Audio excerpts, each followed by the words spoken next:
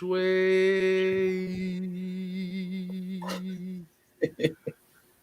What's Wrong going swing. on, people? What's going on, people, man? This is your AFN boys coming in on your typical Monday night. Um, yeah, this is kicking it with Kstlyz, but I decided we're just gonna call it Atlanta Falcon Nation Monday this week. We got your boy over here, Mr. Matt Mike Sports, the mad scientist. Woo! You heard the Ric Flair woo, so you already know something coming up. You got the guy at the bottom right here. You already know him. This is the calm before the storm, the voice of reason, Mr. Jew Talk Sports. What up, fellas? You already know, got that. That's we call that the Juju to the bank salute. So you know you gotta always do that. Yeah, man, that's it. All right, it's your boy, the six man, aka Just Kstlyz, aka whatever the hell else you want to call it. What's going on, gentlemen? How we doing this evening? What to do? Feeling good, man. Another Monday after Father's Day. Happy Father's Day to all the fathers. If I didn't get a chance to tell you already, the Hawks won. So, you know, ATL, the city's on the high right now. So, you know how I go. See, Mean Gene, the Hawks win. The Hawks win, Mean Gene. Ooh, Okay. yeah. Ooh, yeah, dig it. But Nobody man, gave us a chance, man. How do you do it like that? We took you guys to the wire. We gotta do the hands. You gotta do like Lesson, man. When they come in at the macho, man, you gotta give them a teach them a lesson, man. You don't. Man, this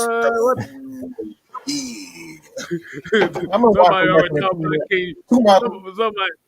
Somebody said, "Do you smell what the Hawks are cooking?" Oh, all right, man. Hold on. You know how we got. Y'all thought I was joking.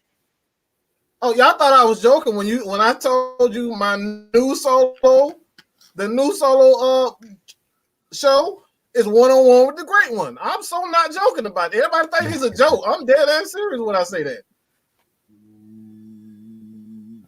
But let's go ahead and get some of these shout outs to the people that's already in here. Like I said, I'm gonna ask everybody that's in the chat and watching how y'all doing this evening. I hope your day was good so far. Hopefully we can make your day, cap it off right. Mr. Motivator, what's going on, man? We got Mr. C. Will in the building, Floyd Donnelly. We got Joseph Thornton, Miss Asia Green. What is happening? Jerry Bowie, Michael Walker, Devon Stanford. That's the AFN goon in the chat. So you already know what the deal is. We got Mr. DJ in the building. Anthony Evans, The Nation. Antonio Holloway, Juan Carter, Wallace Smith. What is happening? Lucas Strichter, Toxic Falcons, Eric McDowell Jr., YMO F. Scientific 785. Raymond Elder, what's going on? Ultra Shadow 97. What is happening, homie? Nick G2K1. And Dynamite. And Yasuke, what's going on? Oh, Jamari Williams. Man, we coming in kind of heavy right now. St. Louis Dirty Bird, Triple G, Anthony Jackson. So, fellas, man, what we got in store for the people today, man? Yeah. I wanted to go ahead and kind of get this out the way. I know people have been looking at Twitter all day, and I noticed there was a main topic that was going on in here, and I want to throw this little picture up. This is what we call the little 5-minute babble here, which I'm gonna have to give this the Powder Toast Award of the day right here. If y'all don't know what the Powder Toast Award is, it's the award for the stupidest thing that I seen today, or somebody did something completely stupid. This Powder Toast Award actually benefited us a lot, but the damn show didn't benefit this motherfucker. And whoever, you know who I'm talking about, Mr. Ben Simmons, with his let me just throw this picture up right here, and they got the little circle on it too, so you can see what happened. How the fuck do you pass up a dunk, Bruh. in the game? Look at this. What the hell is that? Bro, my co-workers was mad as hell all day, man. They're like, are you serious? But I didn't want to throw that out there. Like I said, Ben Simmons, he's all on the trade. I'm gonna say this. I'm gonna say this, and this is not gonna be popular whatsoever. But I like to try to air out Ben Simmons, and I'm not making excuses for him. He played like absolute shit when it comes down to offensively. He played like crap, and that's probably an understatement. All he did was hand the ball off to Steph Curry, and pass the ball to Embiid. I mean, he's a big man. I can understand why he did that, but like when you got mid-range jump shots, close layups, like he pretty much. He was all. It was one of them games where players are just, you remember. I believe it was Rick Ankiel. Y'all remember Rick Ankiel? He was a pitcher before, and he couldn't throw the ball across. Yeah, and they made him. They pretty much turned him into a hitter because he couldn't. It reminded me of Rick. It was sad to see, and I think that's what's happening to Ben as far as like his shooting. Like that dude don't want no parts of shooting.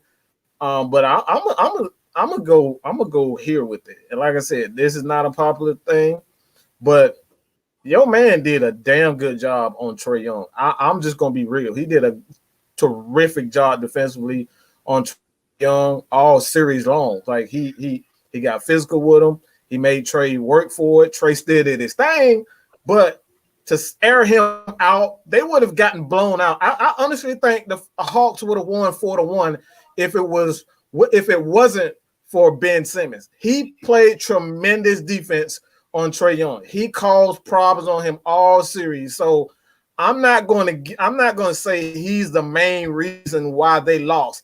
They had no answer for Red Velvet whatsoever. Is that a Ben Simmons issue? Hell no. Somebody else gotta guard somebody. Who the hell was guarding him? It sure wasn't Ben Simmons. So to call this man out, to say he the reason, fuck Embiid for that. Fuck the coach and fuck the fans for that, because that man was not the goddamn reason why they lost that damn game. Y'all got y'all ass spunked the fuck out by Red Velvet, goddamn Danilo Gallinari, and look, the man had 10 points. We're talking about Clint Capella, who can't even shoot. Is that his fault? No, you guys use Ben Simmons as a way to get out of it. And I'm gonna say this: y'all ain't got to like what I gotta say, but I'm here. The man got problems. He obviously got offensive problem, but to use him as a scapegoat for you losing, that's right there. And what we always preach about here at Atlanta Falcons Nation with Julio Jones and Matt Ryan, they never throw their teammates under the bus. Even our previous coaching staff. Dan Quinn, that's something he never believed in, is throwing players and coaches under the bus. You know what I'm saying? Maybe he fired guys, but he always did things quietly in a professional manner. And this is why the Sixers are not going to win any damn thing, because they threw one person. No one took responsibility for that loss. Everybody from the coach to the fans to the damn front office, everybody blamed Ben for that shit. And that shit is not cool by me, dog. I'm going to just say it like this. You ain't got to blame him. You blame the Hawks, because the Hawks made the shot. The Hawks did what they needed to do. And the MVP of Game 7, everybody going to say Kevin Huerter, which is a definite. But I'm going to give, like you said, I'm going to give the co-MVP to Danilo Gallinari. Did you see the plays he made in the last 5 minutes of the game? Mm-hmm. That's all I got to say. But these folks didn't want to come here to talk about some Hawks right now. We can say that for later for the show. Hey, let Juice get a little piece of that. Juice, what you wait. Juice, my bad, man. My bad. Let's see what you take on Mr. Ben Simmons and all that stuff. I'm gonna go in a completely different direction than what Mike said. When you making that much money, you I knew 6'10", and you got a mouse in the house, you gotta dump the ball, dog. That man was petrified. That man didn't want to go to the free throw line, point blank in the period. Look, this man is petrified. To be honest, what is Trey gonna do? If he goes up and dunks, it ain't like Trey can knock him out the air. All Trey gonna be able to do is hug his knees. He gonna get an and one. Just go up. All he had to do was go up and dunk that ball. He almost got the guy that he passed it to. He almost got him killed. His teammate killed because he wasn't ready for the pass. So I blame Ben Simmons. As much as he say he don't want to put that whole, you can never put it on one player. But I'll say this: Ben Simmons, that whole series underperformed. Yeah, he did a great job of guarding Trey, but the difference between him and Trey in that game, I think Trey shot like 5 of 23, something like that. But Trey gonna keep shooting. That's the thing about Trey. He's an assassin. Trey Young, he can be 0 for 100, but he's still gonna keep shooting until he make one because that's what he do. And that's my problem with Ben Simmons. Like, to be a max player, to be an all-star player, he didn't give the Sixers enough. I don't believe his teammates should have threw him under the bus. But as a fan, because you guys know I'm a Cavaliers fan, so I'm from the outside looking in.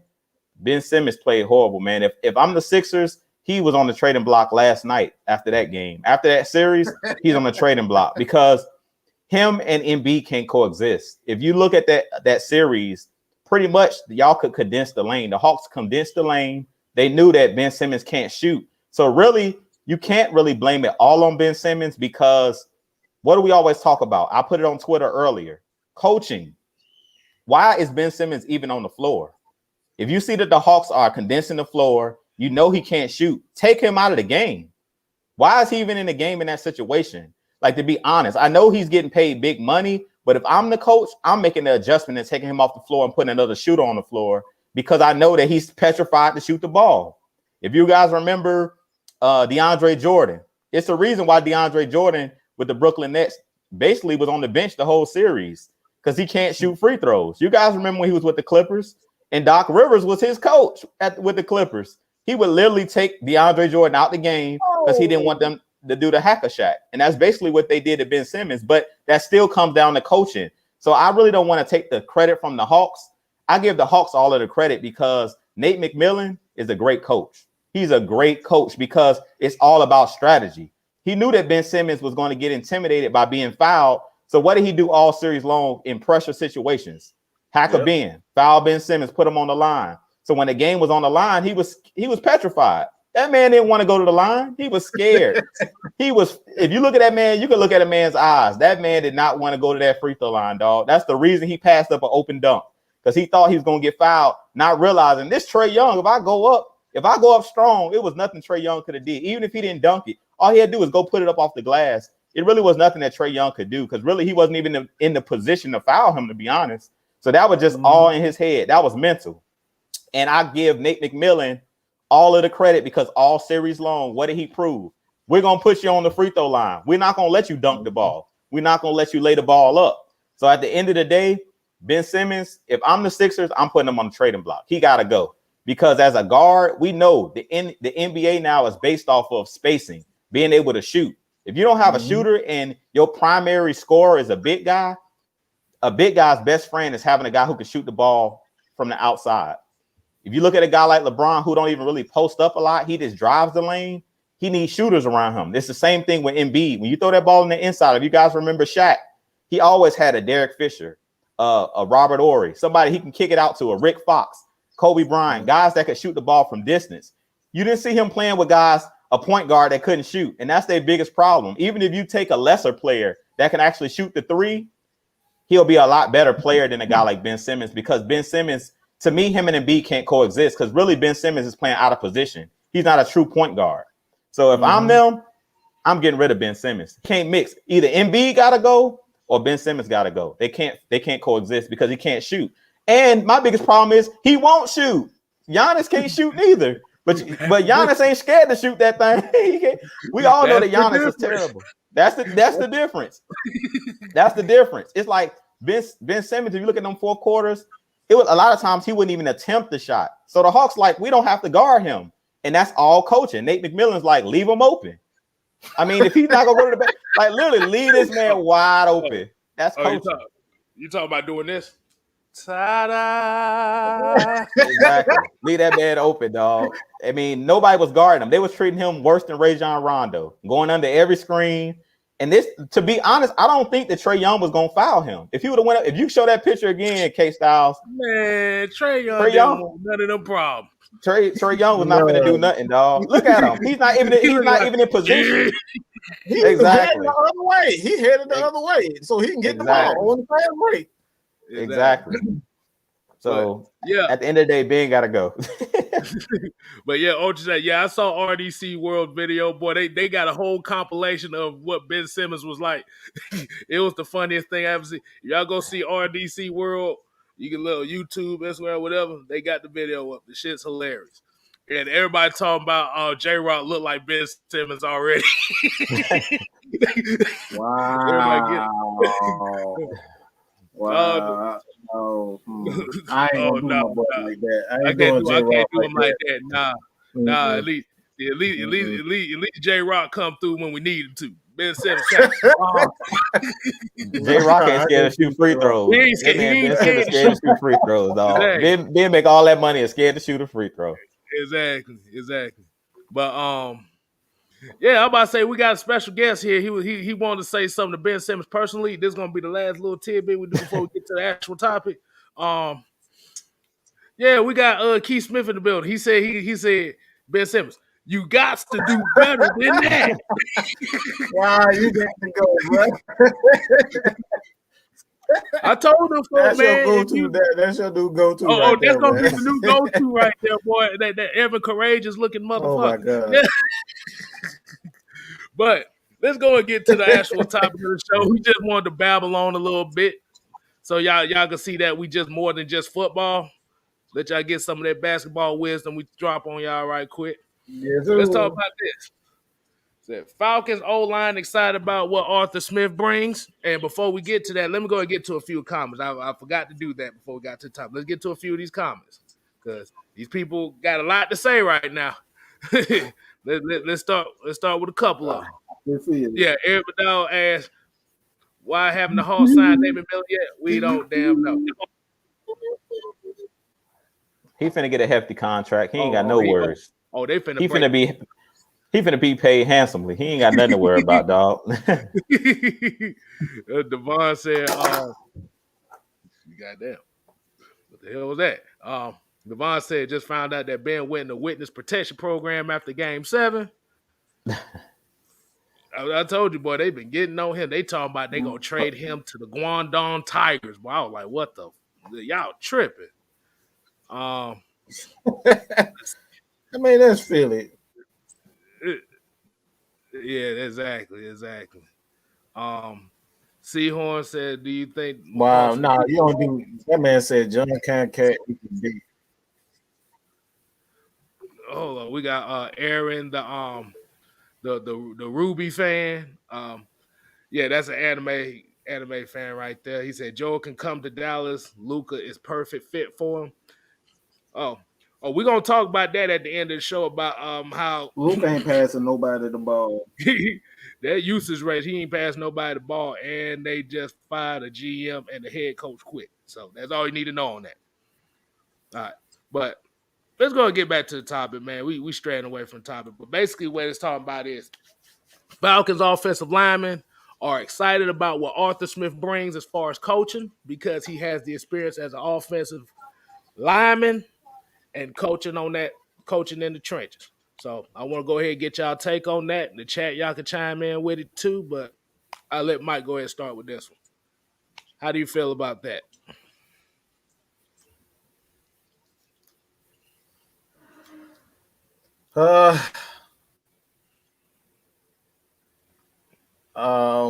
This is what I've always talked about. One thing I hate most is pretty football. I can't stand pretty football. It's like y'all so infatuated with, selling tickets and looking great and having guys that'll put up 300 yards, and y'all forget about what really wins games.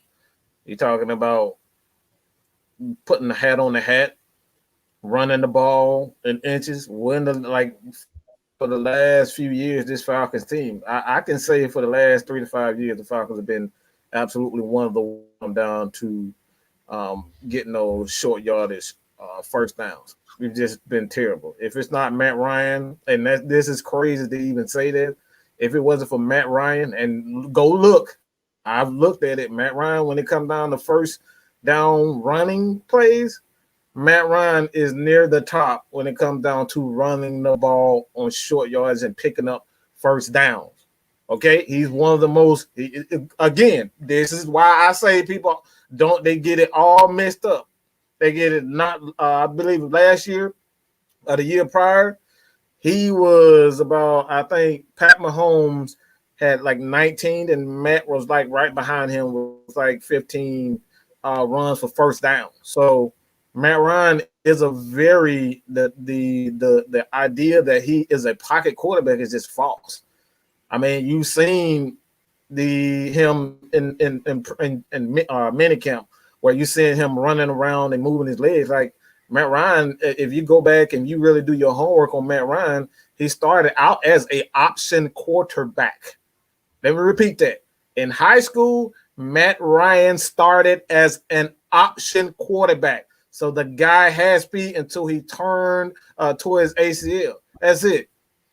He had a knee injury, and that going to college, it kind of slowed him down a bit. But Matt Ryan started as a mobile quarterback, and that's what people get it all twisted when they talk about Matt Ryan isn't a fast guy.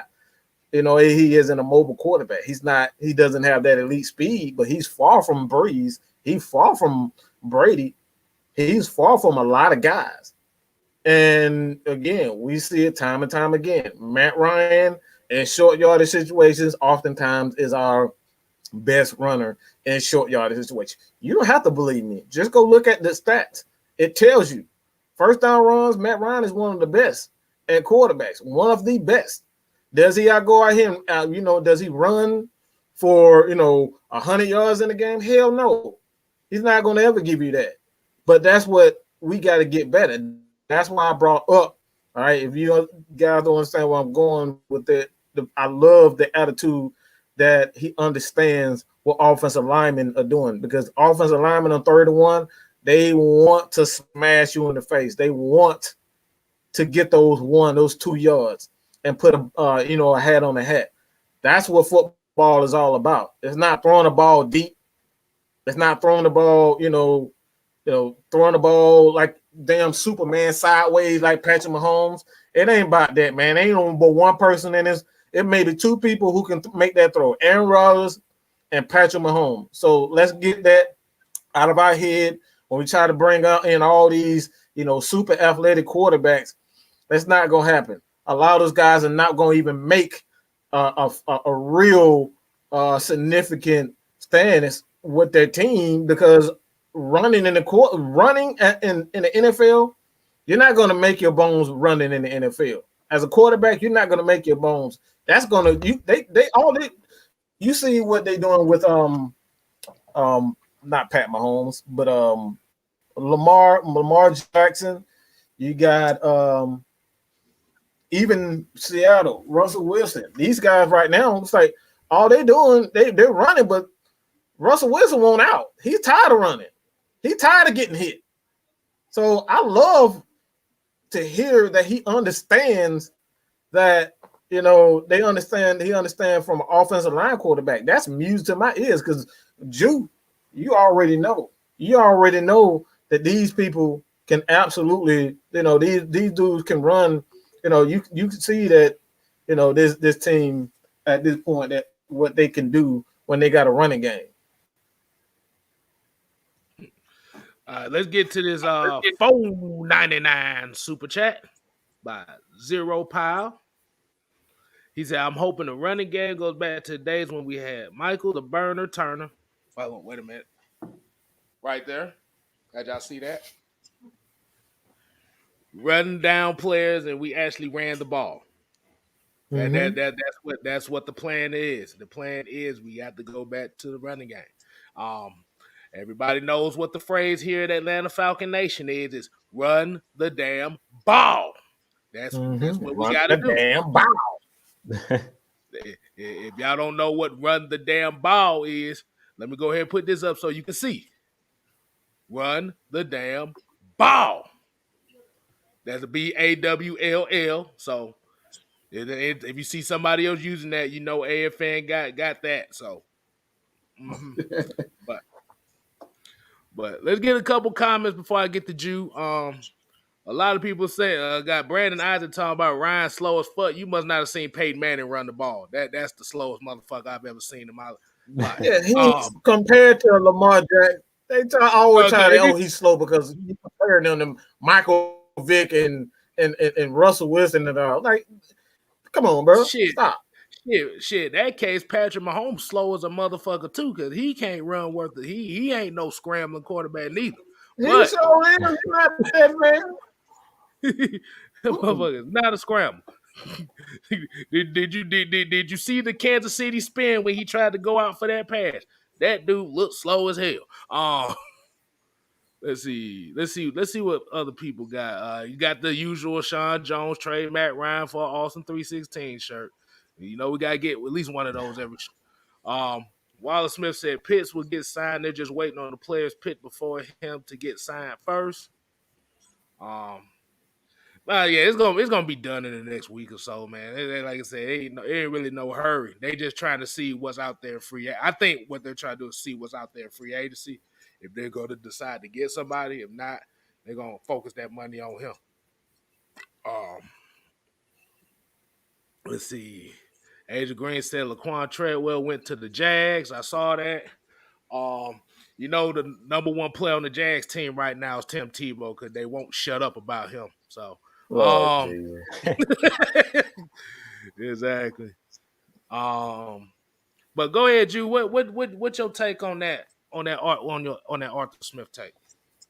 So what I take from it, first, and this is gonna be in a different direction. It's probably gonna shock a lot of people. I think that they love it just because when it come down to your contract, you know, we got Lindstrom, who's on a rookie deal that was drafted in the first round. We got Caleb McGarry drafted in the first round.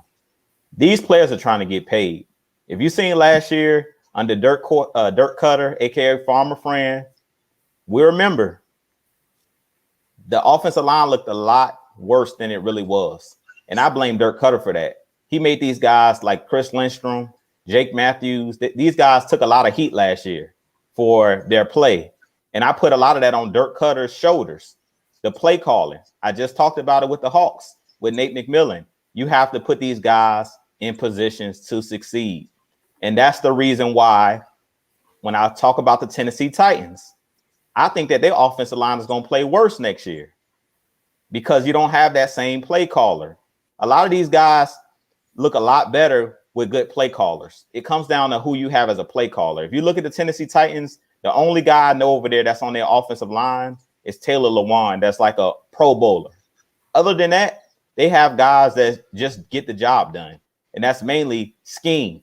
If you have a good offensive coordinator that understands balance, you have to run the ball and set up play action to help the passing game and also lift some of the burden on the quarterback where he's not taking as many hits and establishing rhythm. Offense is all about a rhythm. It's a rhythm to offense. That's the reason why you script plays in the beginning of the game. You have to get these guys into a rhythm.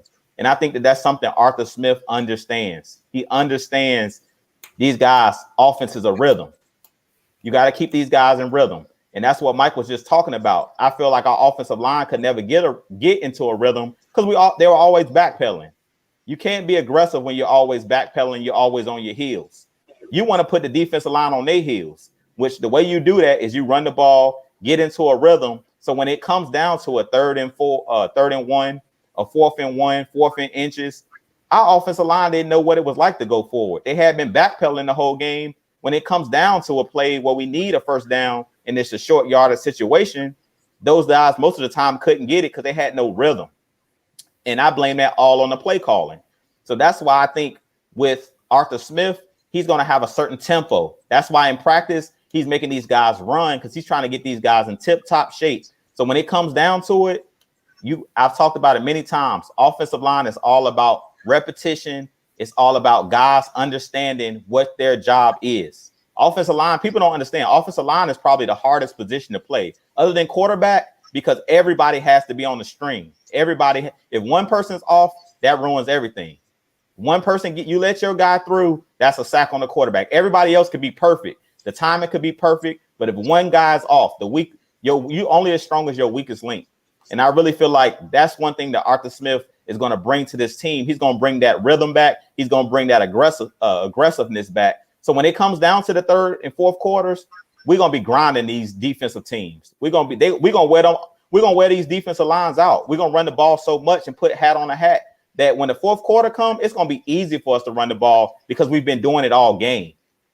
A lot of times we blew a lot of big leads because Dirk Cutter wants to run the ball at the very end, at the last moment, when these guys haven't run the ball all game, so they had no rhythm.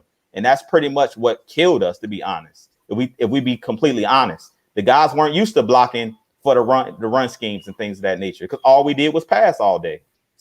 So that's my take on it. These guys are going to be used to that rhythm of we're going to smash you in the mouth. We're going to smash you in the mouth, and then we're going to hit you over the top. So we're going to keep you off balance. Teams are not going to know what we're doing. And that's going to be another thing that I think Arthur Smith's going to bring to this team is the unpredictability. You're not going to know what the Falcons are doing, and that's going to keep teams off balance.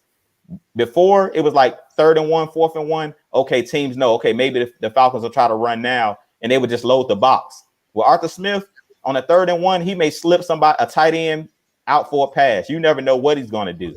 And that's something that Dirk Cutter didn't understand, was that rhythm. He didn't understand how to scheme guys open. He was too predictable.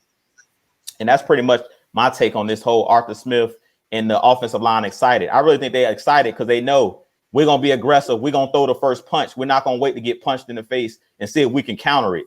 We're going to hit you first and see if you can take our knockout punch. Because if we like Mike Tyson, you may not get up after that first initial punch. So we're not going to wait for you to hit us. We're going to hit you first and see what happens.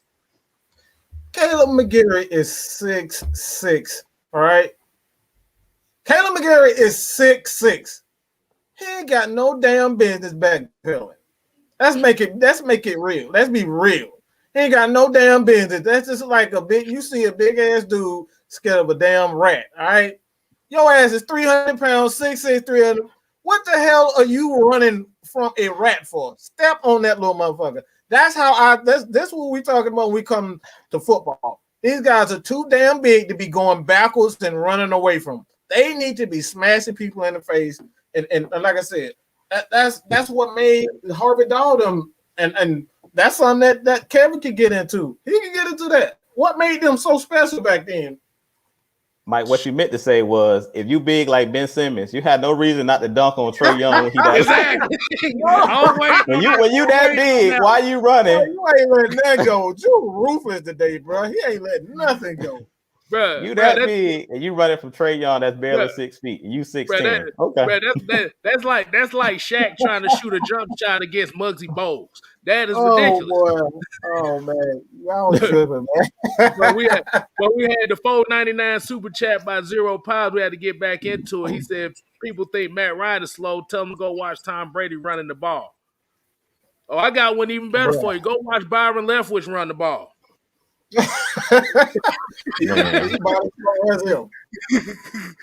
Y'all comparing, like I said, y'all gotta stop comparing him to guys like Lamar Jackson. Of course, everybody gonna look slow. DB's gonna look slow compared to him. He's fast. He's probably the fastest guy in the dang league with the ball in his hand.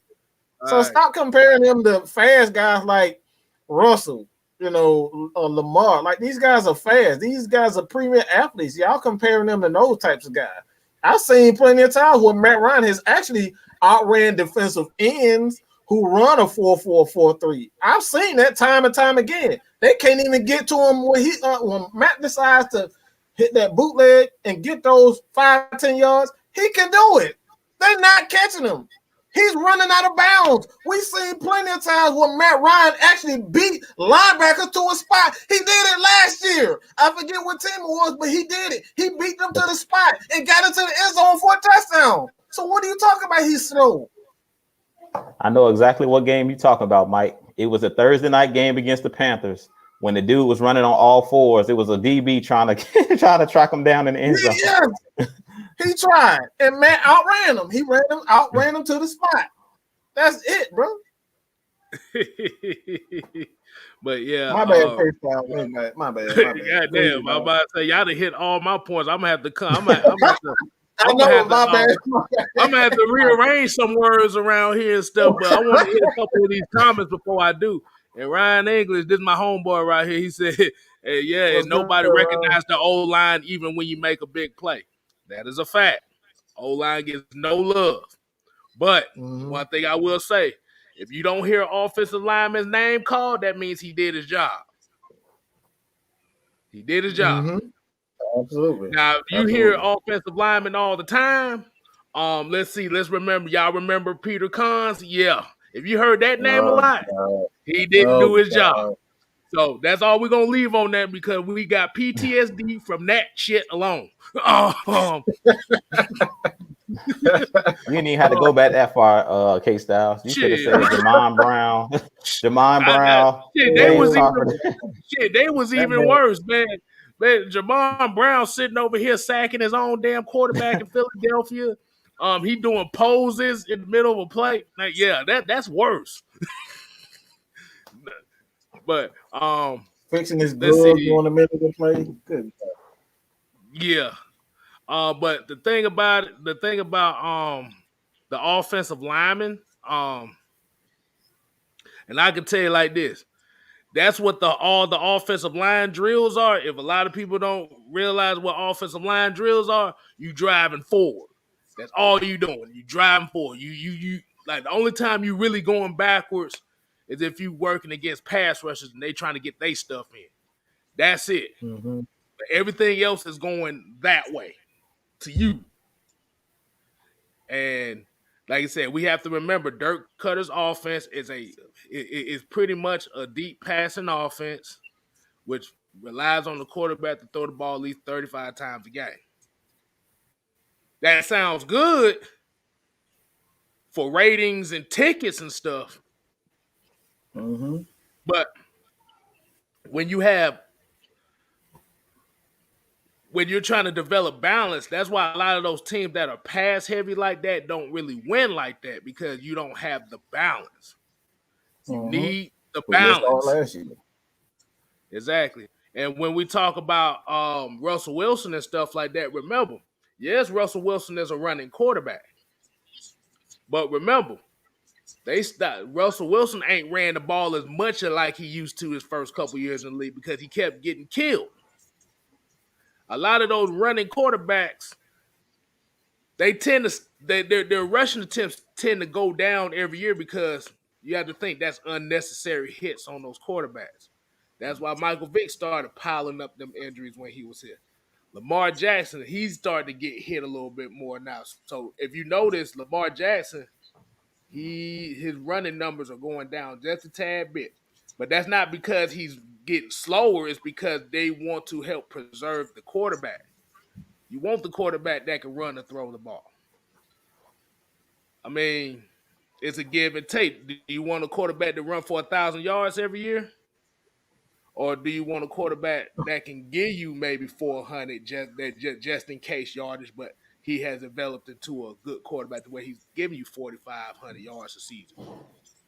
And that's what it comes down to. So, yeah, you can have you a running quarterback, but if he can't throw that ball, it comes with a price. It comes with a price. I know for all my high school players that might be watching this show, I know y'all remember that wing T formation. 9 times 10, that wing T formation was for teams that had quarterbacks that couldn't throw the damn ball. Let's be honest. As Georgia Tech fans, we've seen that for years. Y'all don't want that. But like I said, he can be slow, but he ain't the slowest quarterback I've ever seen. Trust and believe that. But offensive linemen, you are not winning without the trenches in this league. I don't give a damn how good your skill players are. If you cannot protect the quarterback to get it to the skill players, because we have to remember, the wide receivers, the tight ends are a dependent position. They are dependent on the quarterback to give them the ball. And if your offensive line cannot protect the quarterback long enough to give them the ball, then those skill players become useless.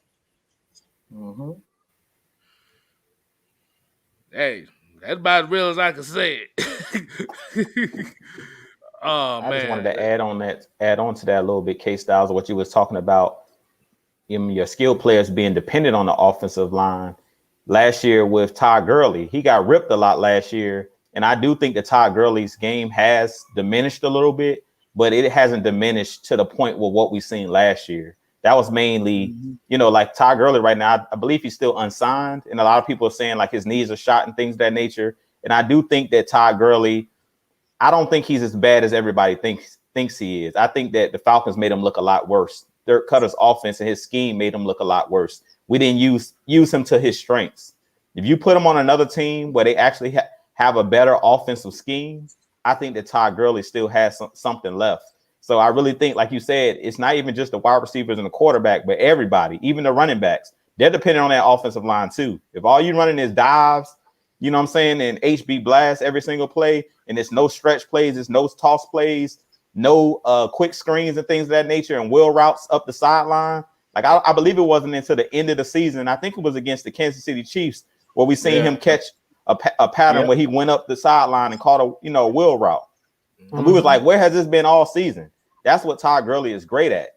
So I completely agree with you. Like the offensive line last year, and it really wasn't just the offensive line, it was the scheme. They were just put in bad situations, always backpedaling. Like you said, you 6'7", the last thing you want to do is backpedal. You want to go forward and impose your will. That's what football is about, moving another man against his will. I can't move you against your will if I'm backpedaling.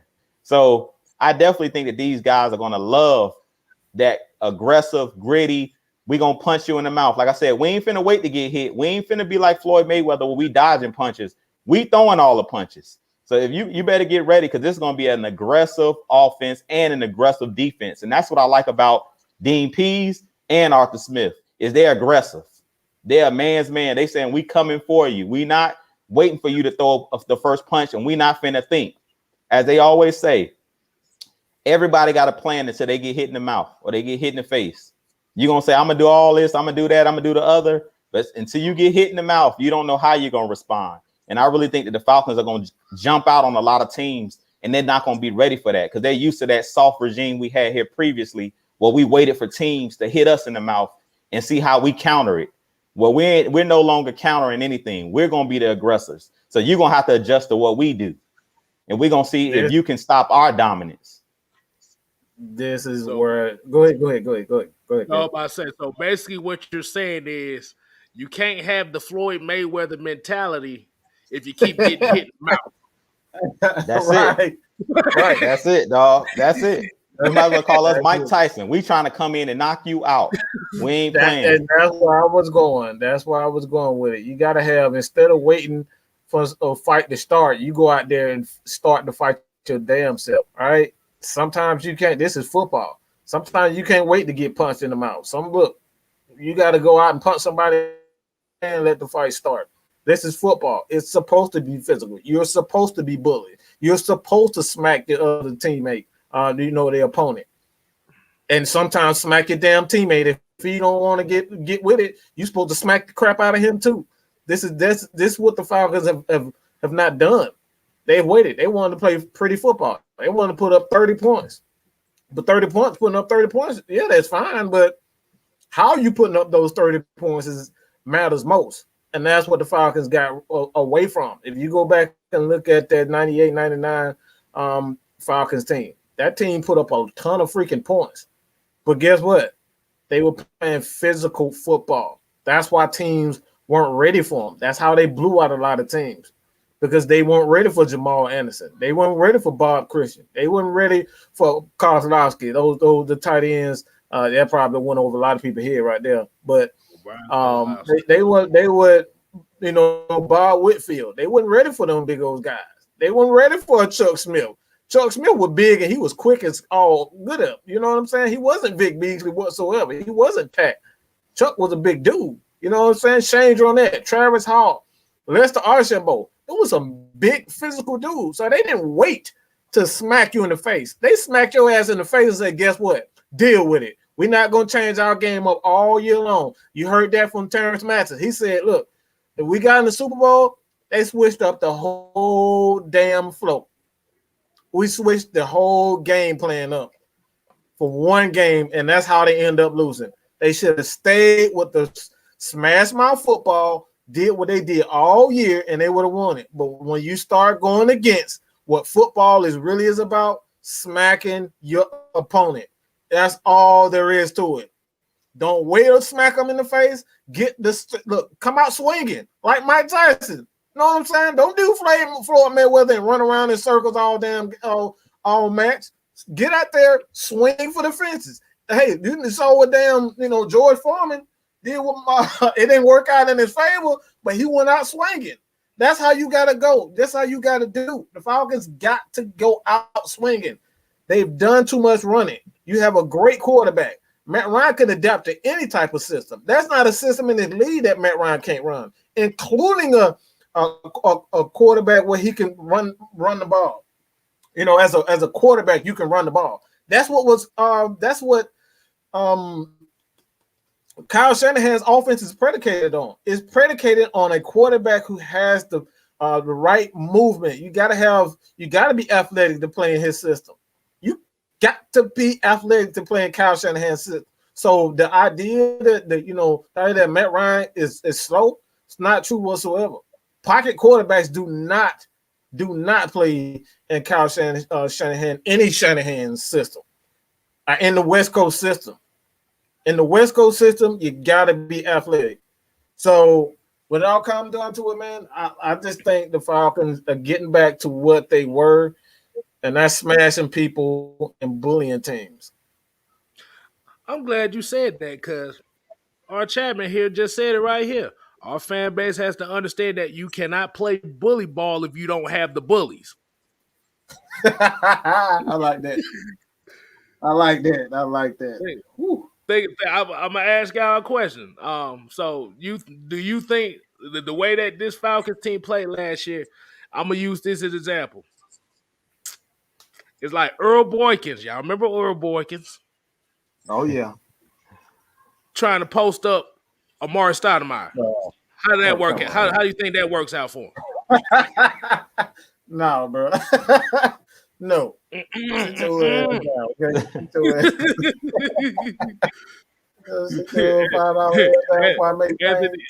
Anthony Jackson said, "This is foosball, but you got to hit somebody." Foosball? You playing a foosball with your friends at school? Well, I'm sitting at home with nobody keep me company except Steve. And Steve ended up being a damn donkey and shit. If y'all ain't watched The Water Boy, I don't know what the hell wrong with y'all. But y'all make sure y'all thumbs up and share this video for people that might not be subscribed to AFN, Utah Sports, Just Kstlyz, Mad Mike Sports. Like I said, share it to them. Let them know that we here.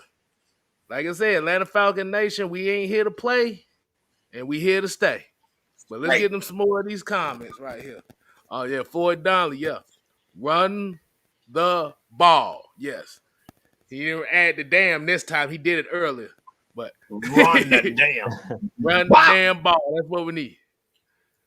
Devon Johnson says the Falcons need the Hawks mentality this year. Yeah. I mean, what more can you say?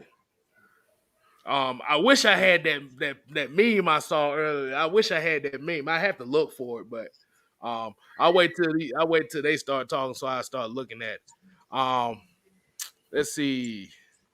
Scientific 785 said Dan Quinn made the team small. Teams was bullying us. How do y'all feel about that comment? I blame TD, Thomas Dimitroff. Thomas Dimitroff. Well, go ahead, Kstlyz. No, I'm about to say you said the wrong name. It's not Thomas Dimitroff. Smithers. It's Smithers. Smithers. Yes. You got to blame Smithers on that. Yeah, Smithers. Look, for the ones that haven't been at AFN, I got to use his real name first. Dirk Cutter, a.k.a. Smithers. Yeah, he made the team soft. I mean, he wanted to build this offensive juggernaut that could score a bunch of points.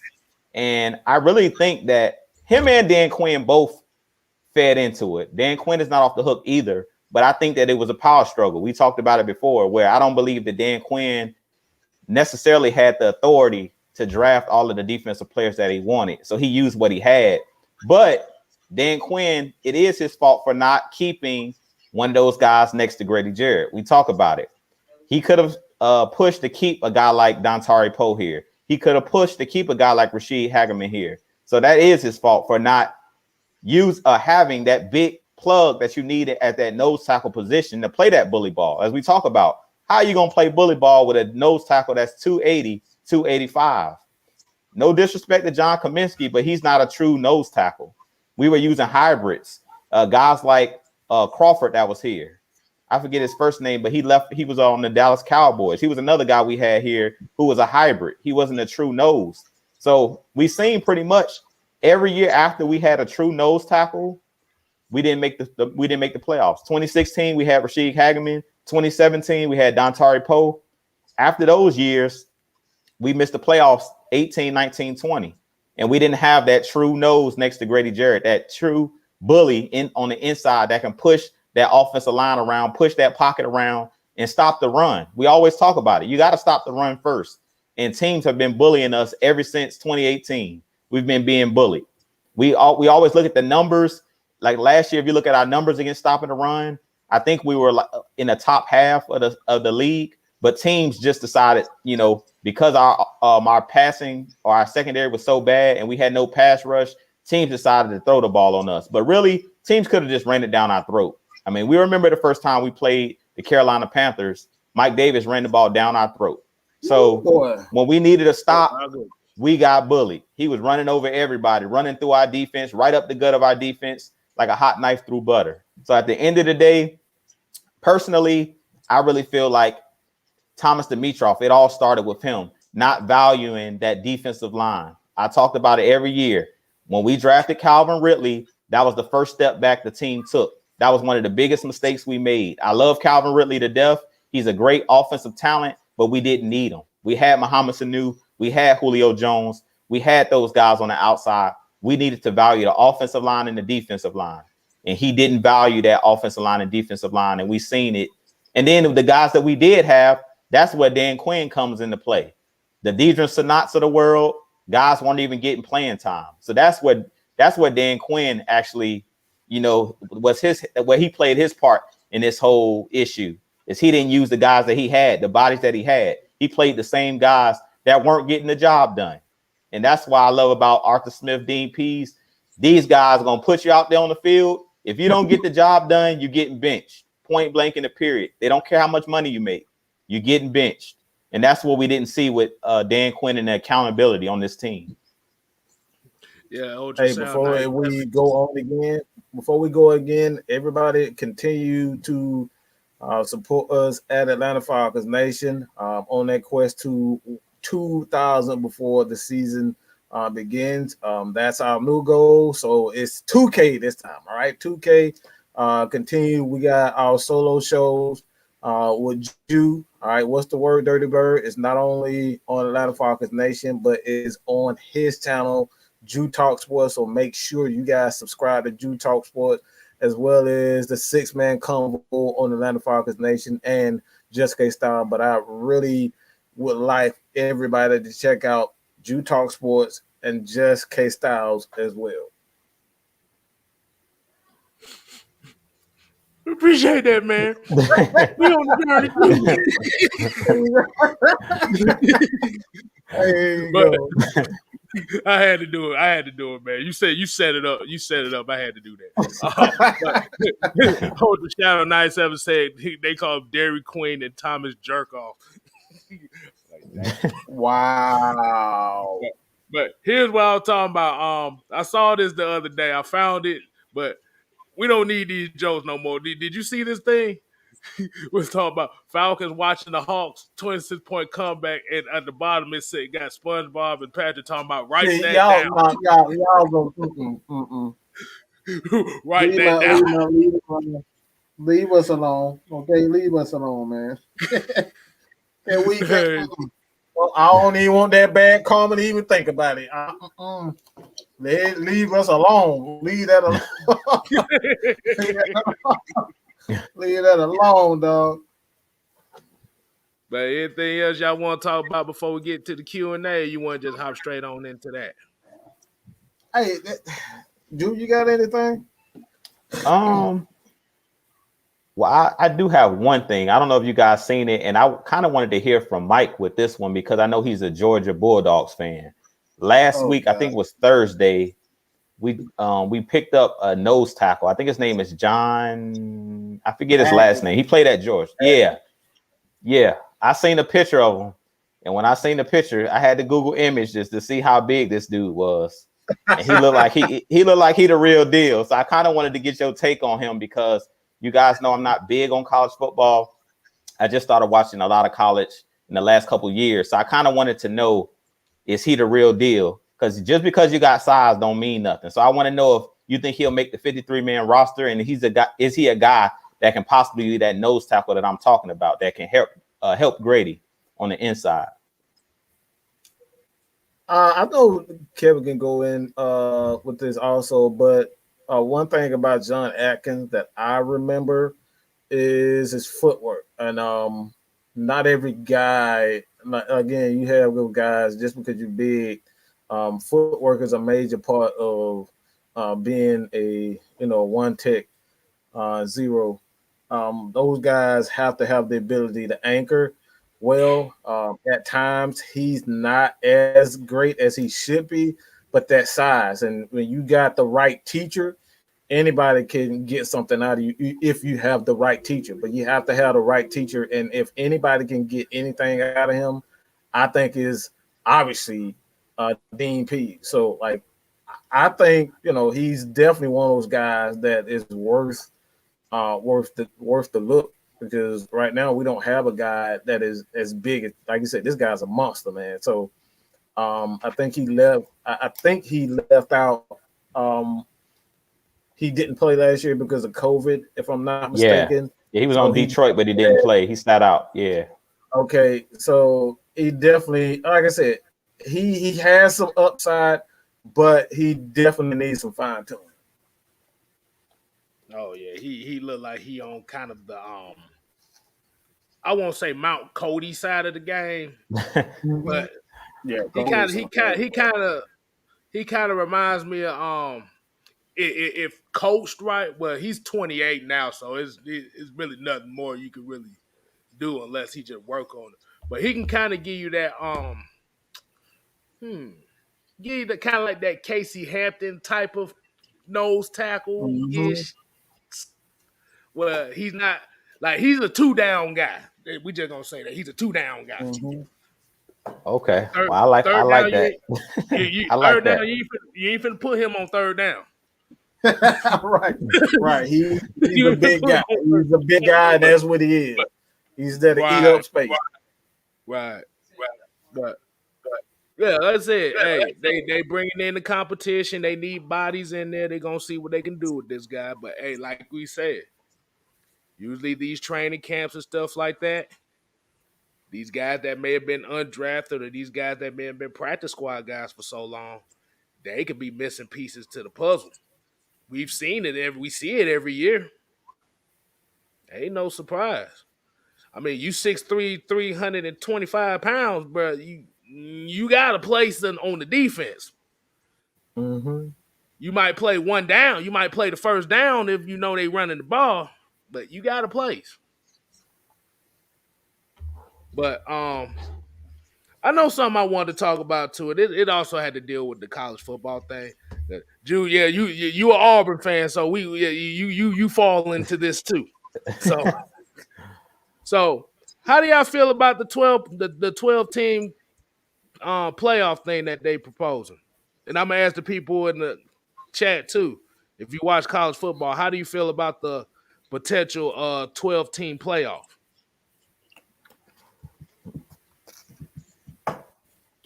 Hey, I'll go. I think this is just a way to make more money. I don't think it necessary. I like the format the way that it was. It was nothing wrong with it. 4 teams is more than enough. It was 8 teams. It was 8 teams. I believe 8 or 6 teams. I forget which one, but I thought the format was perfect where it was. This right here is just a way to recoup. It was 4. It's just 4. It's just 4. So I like it like that. Like you talk about 12 teams. Like you're just giving teams like Ohio State last year another chance to be, to benefit from the seasons. Like a lot of those other smaller teams or smaller schools are not going to have the opportunities. I know that's probably crazy saying that, but they're going to pick the 4 biggest schools, the 12 biggest schools. They're not going to pick a team like, let's just say, Coastal Carolina or something like that. They're not going to give UCF no love. So like we can forget that. So I think this is just a way to get more money, and this is all about greed. This ain't got nothing to do with the players. I don't like it whatsoever. I think it's disgusting.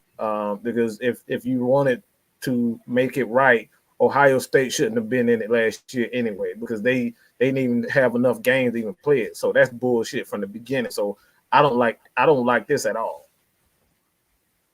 And it's probably the reason why Jew's not a college football, because it's crap like this. Last year, how the hell Ohio State even deserved to even get in there when you didn't even play enough damn games? Everybody else played more than enough games, but your ass get in there. What, 6? I think they had like 6 games or something like that. They was like 6-1 or something. They played 7 games. Yeah, come on, bro. Mm-hmm. How's that fair? Like, how's that fair? Get the fuck out of here with that. Man, I can't stand. I hate NCAA. Ever since they done took away my goddamn game, they can kiss my fucking ass. Like, they really can. They can kiss the darkest part of my light-skinned ass, okay? I can't stand them motherfuckers. First, you take away our goddamn NCAA video game, and then you let Ohio State, who's unworthy even being in there,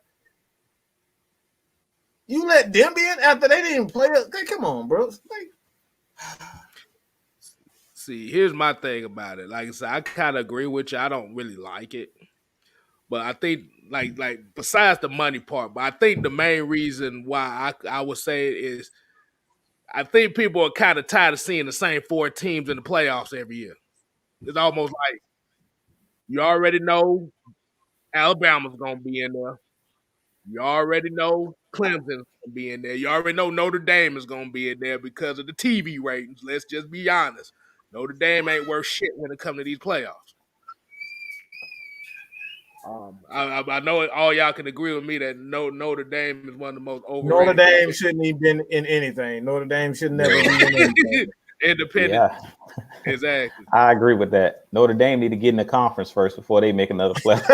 Right. The thing is, they played the ACC schedule this past season because of the COVID thing. But a lot of teams they're playing, like I said, they played us too, so we weren't that good. So a lot of the teams they playing were not good. So they didn't really have a test. They handpicking teams. That's not fair. That's why I hate the NCAA. You allow them to handpick teams. Hell, I'll be damn 7-0, 10-0 if I'm handpicking teams. Exactly. I mean, go ahead, Drew. But this way I'm gonna go with it. As far as the 12 teams, I'd rather just stay with 4 teams. My biggest problem with the NCAA has always been the payment of players, meaning these guys are really professionals based off of the TV money that the colleges are making and the money that the coaches are making. They're making millions of dollars off these kids. And then another thing that I never liked about college, if you add games, is the injuries. We seen a guy like Jalen Smith at Notre Dame, go to a bowl game, wreck his knee, and pretty much never been the same. You know what I'm saying? Had nerve damage in his knee that played for the Dallas Cowboys.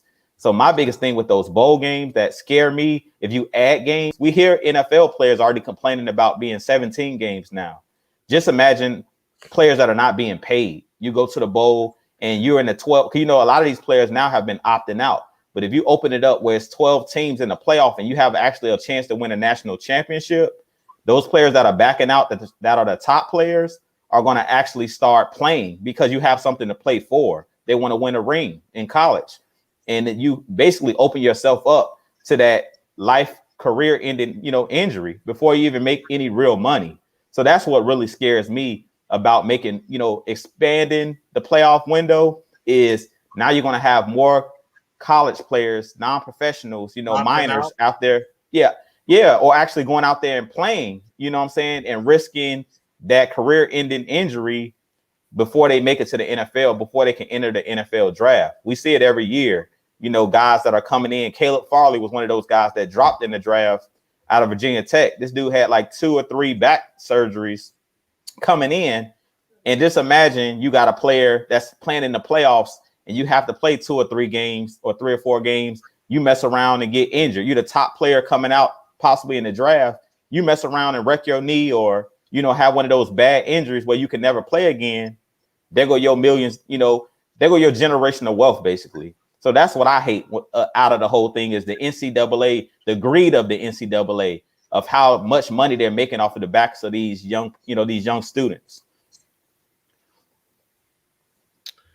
Okay, so I was just looking at something right quick.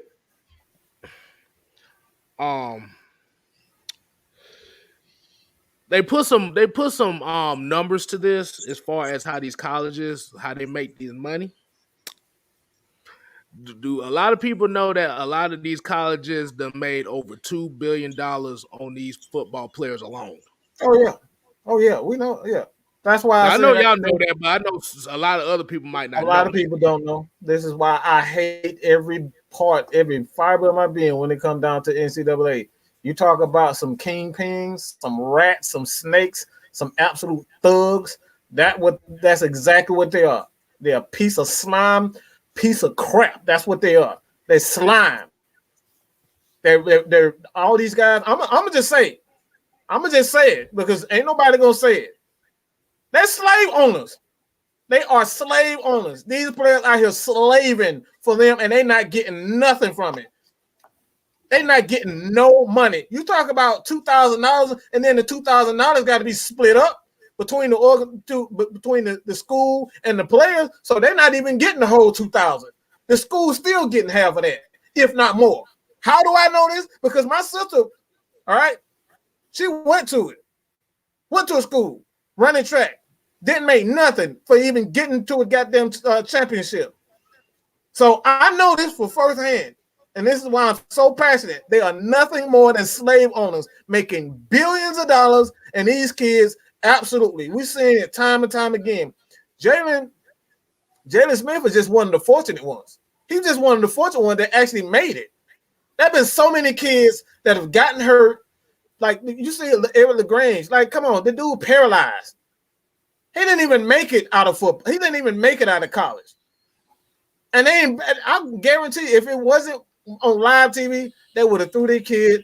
They would have threw him to the lines and fed him to the damn lines. They didn't give a fuck about him. The only reason why they even keep making it a public thing because you saw it on national TV. So NCAA can forever kiss my. Like, I ain't got nothing nice to say to them.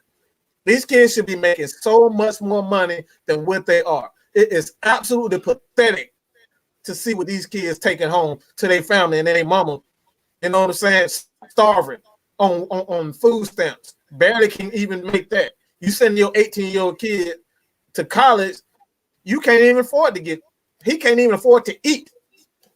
He got to work while he's on a scholarship. And some kids can't even work because they're making so much money on their scholarship. So, man, look, this is a whole nother story. I'm just getting heated, man. Please, somebody take it. All right, man. Like I said, we gonna get that before Mike go on one of his epic rants right quick. Yeah, I see him steaming up like broccoli over there. So we gonna. I ain't got nothing nice to say to them, boy. Boy. They won't even show their damn face. They want them damn ADs won't even show their damn face. You don't even know who the hell the AD is. You know what I'm saying? Like y'all just screwing these kids up, and you won't even show your damn face like a general manager, like a team owner. Who the hell are these guys? Like, bro, this is crooks, man. Yeah, but like I know in the next couple of years they about to kind of change the rules where these players are going to start getting paid for their likeness and stuff. So they're kind of going in that direction. And I think the reason why they're doing that is they're saying that a lot of these 4-star, 5-star athletes, whether it be basketball or any other sport, they're starting to go to these small colleges.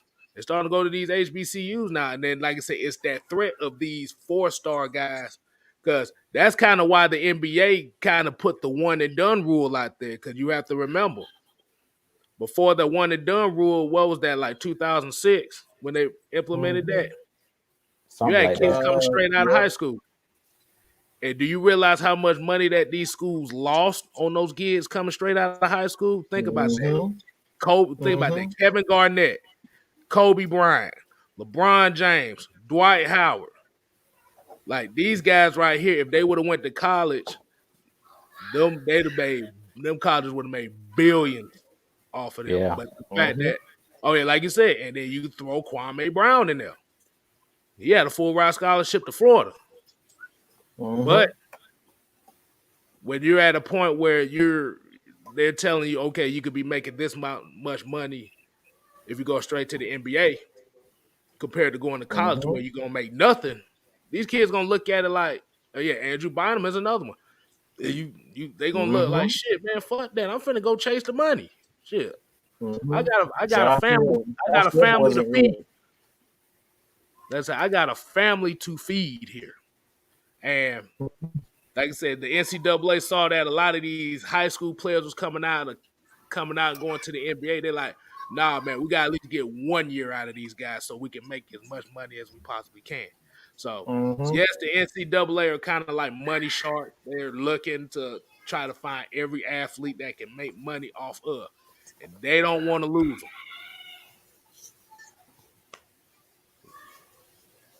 That's all I say on that. I'm about to say, JJ the Great, what's going on, man?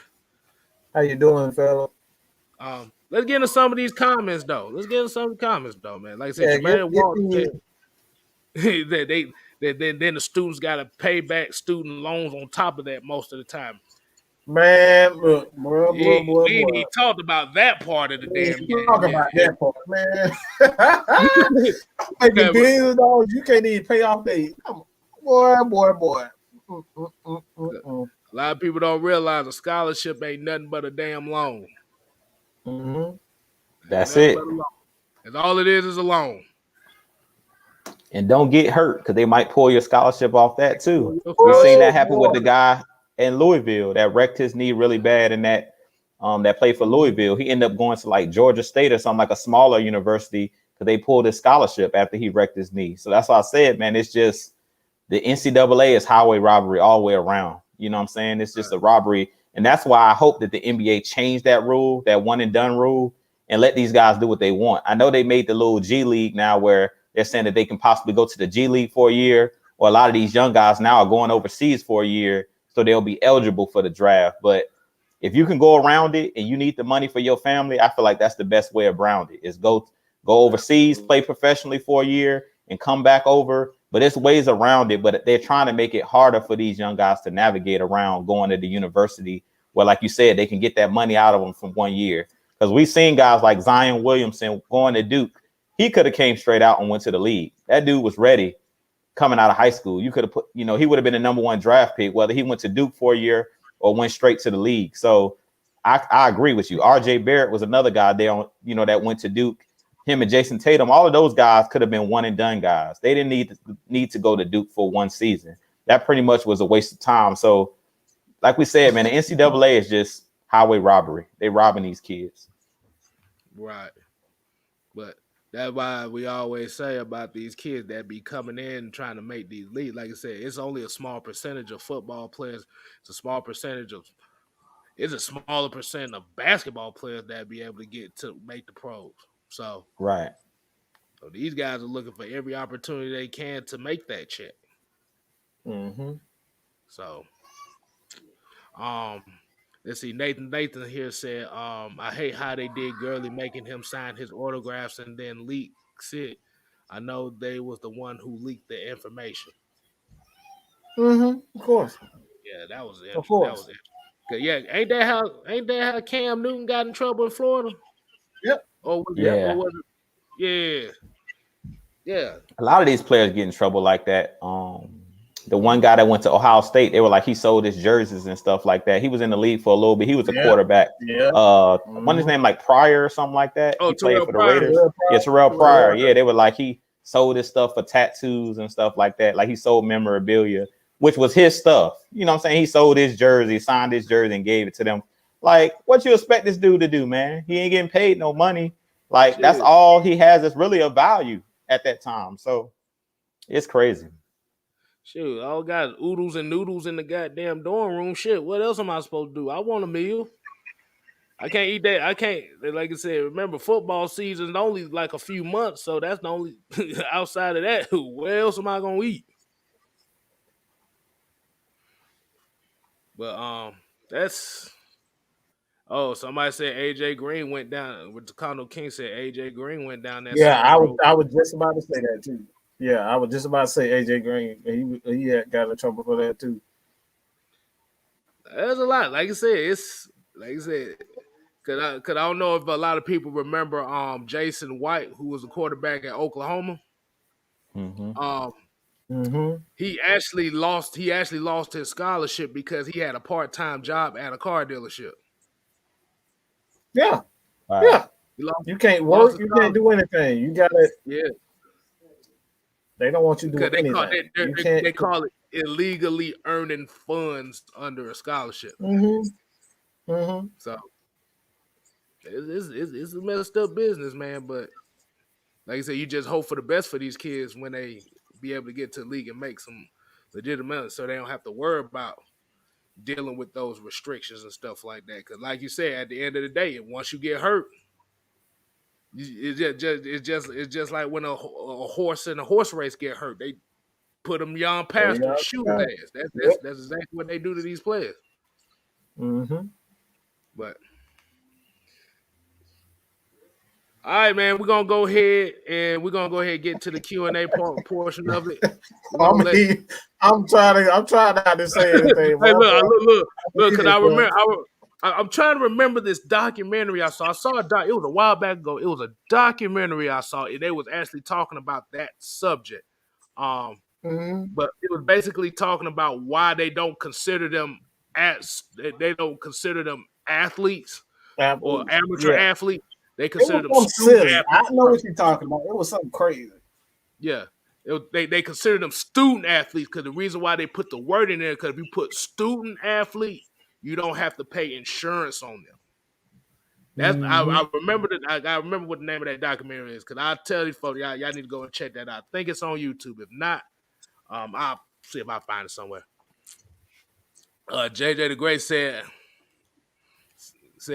how is it having a legal job illegal? Because the NCAA, they want you to be focused on just the football aspect itself. They don't want you to make the funds, because I gotta pull that rule up. So basically, what it's saying is, if you make funds, you can be considered amateur athlete. And once you're considered an amateur athlete, you're not eligible to be in school. I'm gonna help you out, Kstlyz. I'm gonna say it in a short way. I'm gonna help you out, Kstlyz. They want these players to need them for everything. Exactly. You don't need them. If you got a good paying job, you can walk off the team anytime you feel like it. But if you don't have no job and no money, where else are you gonna turn to? I just said the word. I already said the word, and what they are. They are nothing more than slave owners. That's all they are. Hey, look. That's all they are. Philip Franklin said, he said it's like pimping and hoeing. It's all illegal when they can't get a piece of the action. Come on, man. He gave y'all the raw and uncut version. That's about as real as you can get. It's the pimp hoe goddamn relationship. The boosters and the institutions are the pimps, and the players are the hoes. No matter what color you are, you still a goddamn hoe to them. He said, "What if you walk on?" Now that one is interesting. When you walk on, basically you got to pay for school your damn self. Yeah, you can pretty much got to pay for. You got to pay. You got to pay it yourself. Yeah, until the school and the coaches decide to give you that scholarship, then now you don't have to pay no more. But at the end of the day, when you got that scholarship, when you graduate, you still got to pay that back. So you're still paying money. Let's see. Okay, we got Radiant Media in the Due Time podcast say I work in healthcare and the families of these student athletes tell the true stories. I'm very interested to see what these families say about that too. Um, yeah, like I said, you got some videos on that about what these families say. Because if you do, Yeah, I'll definitely we definitely. There's something that we may even go deeper into, future shows and whatnot. But like I said, man, oftentimes, you know, and I'm probably hitting in a touchy subject here, but I don't really give a fuck. Um, Oftentimes, the people that that really suffer from this type of these rules and whatnot are often, African American families, not just African American, Hispanic, poor. Like it's a lot of. I'll just say this: there are a lot of poor communities and poor because you got a lot of white, Hispanic, black people that just can't afford this, and they know this, so they have no other alternative but to go to school because like one of the things that that we was dealt with is like at the time for me personally, I'm just going to tell you from our from my standpoint, and this is why I'm so upset, is because my sister couldn't get money from she couldn't get anything from me. She couldn't get anything from her own family. It had to come from my parents. So they had to actually see that they would have to, they would have to look at their earnings each year to kind of figure out whether or not their money that they was getting was actually from them.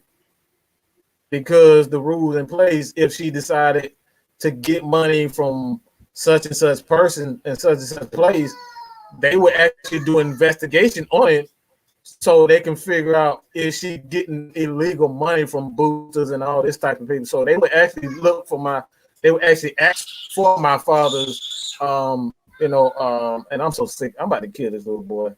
But they would actually they would ask for his tax return, his statements every year just to see if he was actually getting the money he could afford to send money. They crooked, bro. They crooked. Like I said, this is the reason why I'm so upset because I've seen this work, and this is probably just one of like. Unfortunately, we was in a position where we could help her out. We had enough money, but if he wasn't, we couldn't do it. She asked out. She's in a whole nother state, going to a whole nother college. Ain't no family around her to help her, and we couldn't give her any type of money. It ain't right, dog. It's just not right what they doing to these students. And hey, kids, you doing kids like this? Okay, so I'm gonna go ahead and get to this 499 super chat by Wakanda. 499. He said, "What do you guys think about the D linemen and edge rushers Falcons have signed? I see competition everywhere." You just hit the nail right there. Competition everywhere. We must have the competition because it makes everybody better. Because at the end of the day, I gotta outwork this guy, or I gotta outwork that guy over there in order for me to get some playing time. So that's definitely a good. I appreciate the 499 on that Ricondo King. But I've actually done research. As a walk-on, like I said, I think as a walk-on, yeah, you can have a job, but once you get that scholarship, you can't have that job no more. Because it's basically like being a free agent. Okay, I'm gonna just go to here just because, but I have to pay my way to it. That's why when you do your paperwork when you go to college, that's why they ask for your parents' information and stuff because your parents are gonna pay a large percentage of that. Only reason I remember that because I tried to apply to college before and it didn't work out for me. We broke as hell, so hell no. That's why I chose the job route instead. So from what I'm reading here is if you have a full ride scholarship, you good. What that means is they pay for everything, room, board, college tuition, bam, bam, bam, bam, bam, bam. But that's if you have a full ride scholarship. There's two different types of scholarships. You got the full ride scholarships, and then you have a full scholarship. I know the wording is different, but if you have a full scholarship, they only paying the tuition, and everybody else got to pay the rest of the boarding, meals, class, laptops, living conditions, all that stuff. But if you just fail, like I said, if you have a full ride scholarship, you could lose your scholarship if you drop out of class, you fail to maintain GPAs. That's why a lot of those football players be taking majors that don't mean shit because those are the classes that are easiest to pass, and those are the GPAs you don't have to worry about. Like you could take like radio personality or something like that, where you might only need like to maintain like a 2.0 GPA. So as long as you have a program like that you're studying, like I said, you good. Now So they you're not telling you really have to even getting a maintain real at least a 2. education, by the way. Oh yeah, this is some education. So you got to take the wackest classes that you never even. Yeah, you ain't even getting a real education. Take the easiest classes possible. Exactly. I'm trying to figure out what majors though was. I think it was like radio and communication or something. It's like radio communications. It's something else. I have to look it up. But let's see. All right, let's go and get some more of them questions. I mean, I know we kind of been on the teaching side of the game right now, but we gotta get some of them questions as well.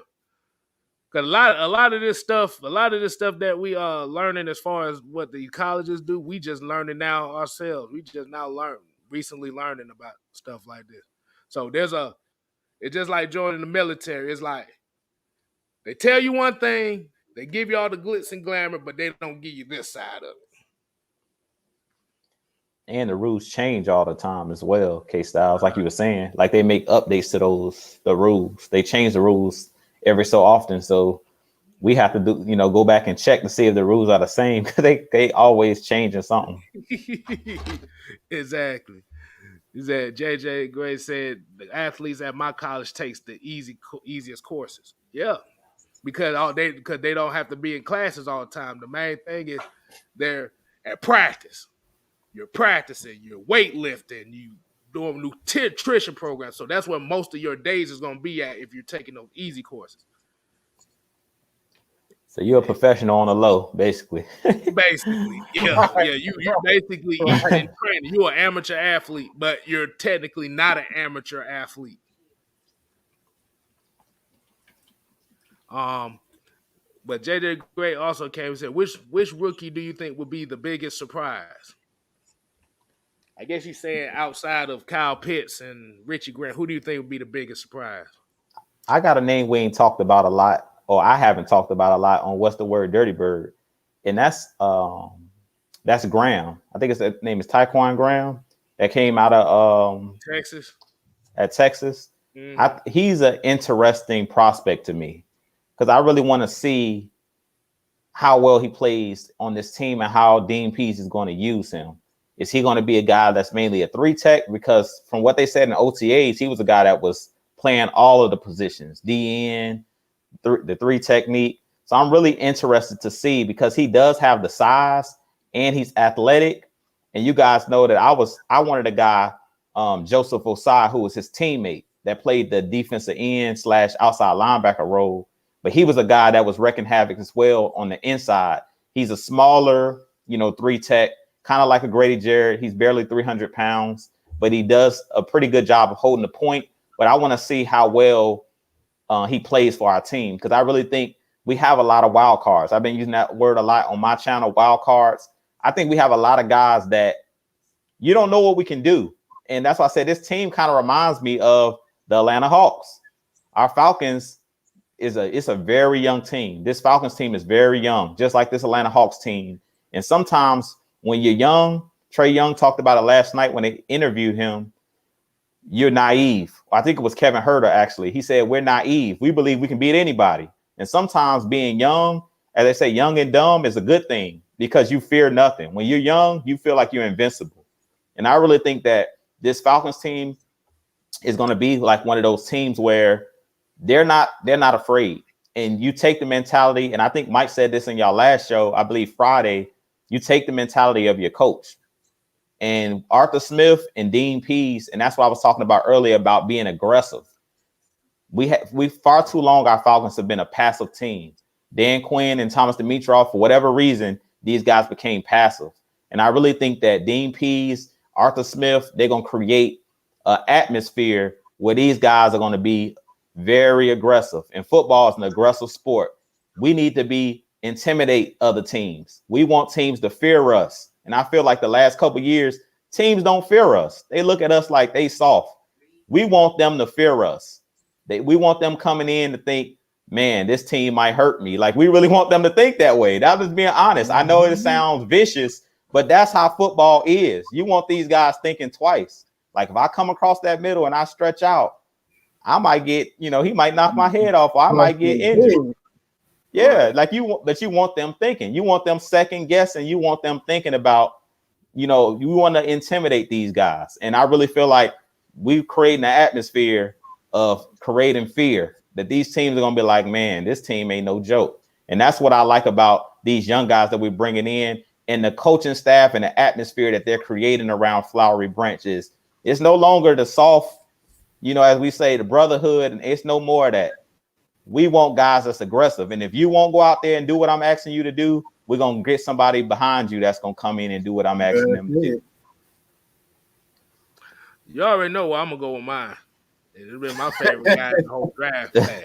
We just call him Ogun for a reason. I could say his name perfectly, but for the people, we just going to call him Ogun around here. Or you could make it even better. You just call him Ayo. You can call him that. Ayo. That's what I call him. Ayo. But yeah. It just something about that reach he got. Like it's like if he gets a chance, he, like I said, he the more that I look at him, the more he reminds me of DeMarcus Ware. The more that I look at him. Ooh. Not as fast as DeMarcus Ware, but I'm just talking about as far as those hands he got. Mm-hmm. He got some great hands. He definitely does. I like his hands. Yeah, because he's like I said, he's good. He's good in the run. Like I said, he might have to work a little bit more on the pass rush side of the game, but as far as the run aspect of it, he's there. But all he just needed some fine tuning, and you're gonna hear the whole stadium talking about, "Ayo!" Well, I don't think this guy was drafted, but I think this is something that no one, in fact, I know nobody's even caring about this dude because they don't even care about the starter. Who was the starter? Matt Ryan. Hint. The guy that I think a lot of people are not even paying any attention to is the quarterback. Nobody paying him any attention. He's just flying under the radar. He's learning from Matt Ryan, and nobody's even paying him no attention. But when I saw him playing against Georgia, the dude was making some good throws. He had developed well. That's what the Falcons saw in him.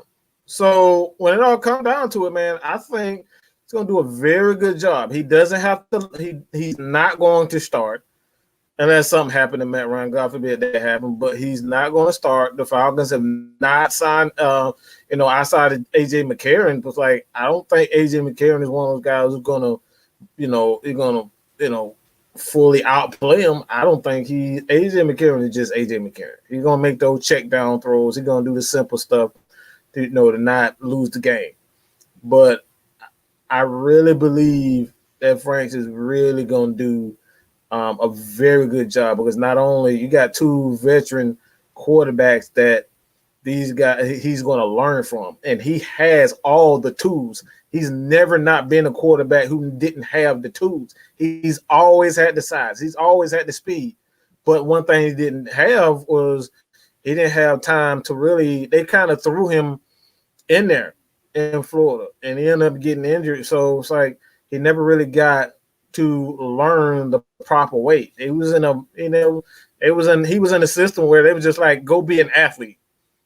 And you tell that quarterback to go be an athlete, you're like, you're asking for it. He's not gonna make those good throws. He's not gonna, he's gonna look bad. So now that he has a good offensive line coach, he has a great offensive coordinator, and he has a legend and Matt Ryan to learn behind. What more can you ask for from a guy that has the physical tools to make those throws? I've seen Felipe make some amazing throws. So I think he's the guy that nobody's talking about, and he's going under the radar, and they knew exactly what they were doing when they got this kid, because he was one of the first quarterbacks that they would, if not the only one. If I'm not mistaken, I think he was like the only quarterback that they went after in free agency. So that ought to tell you a lot. That should tell you a lot. So I love it. I love he's going to, like I said, my eyes is really going to be on him in preseason. Yeah, because I think they said it was more so about his efficiency, more so getting that consistency going with him. I didn't know his arm was that big though. I didn't know he had a big arm like that. I didn't even know he was a big dude like that at first. Yeah, I thought he was like average, but amazing. Nah, he's huge. About 6'6", 250. That's a big ass dude. Mm-hmm. That's Cam Newton right there. Yeah. That's basically what that is. But I want to get this out the way right quick. I actually looked up, I went to sportscasting.com, and they're talking about the most popular majors for college football players. I got a few of them. I'm gonna see if y'all recognize this right quick. We got management, finance.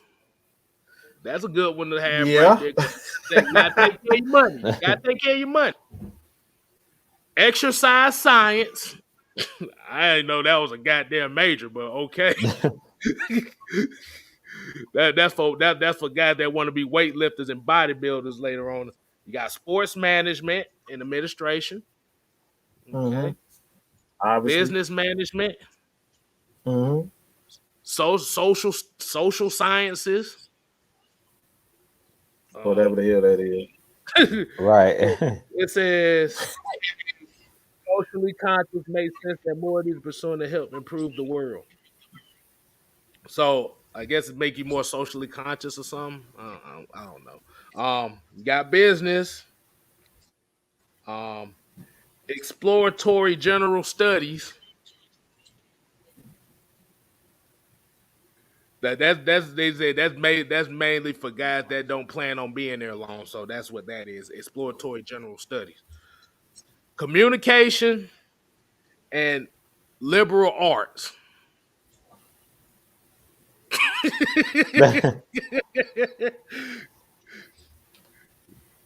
Man, just give him the damn GED and tell him. Tony Wright said, basket weaving, swimming pool management, and TV. Oh, man. Just give him a GED. Just give him a GED and call it a day. All right. See, but most of these majors, you gotta have you have to maintain at least a 2.0. At least a 2.0. And it ain't, like I said, it ain't hard to maintain a damn 2.0. As long as you just show up to classes when you need to show them up. Now, if you get below a 2.0, you just ain't showing up in class at all.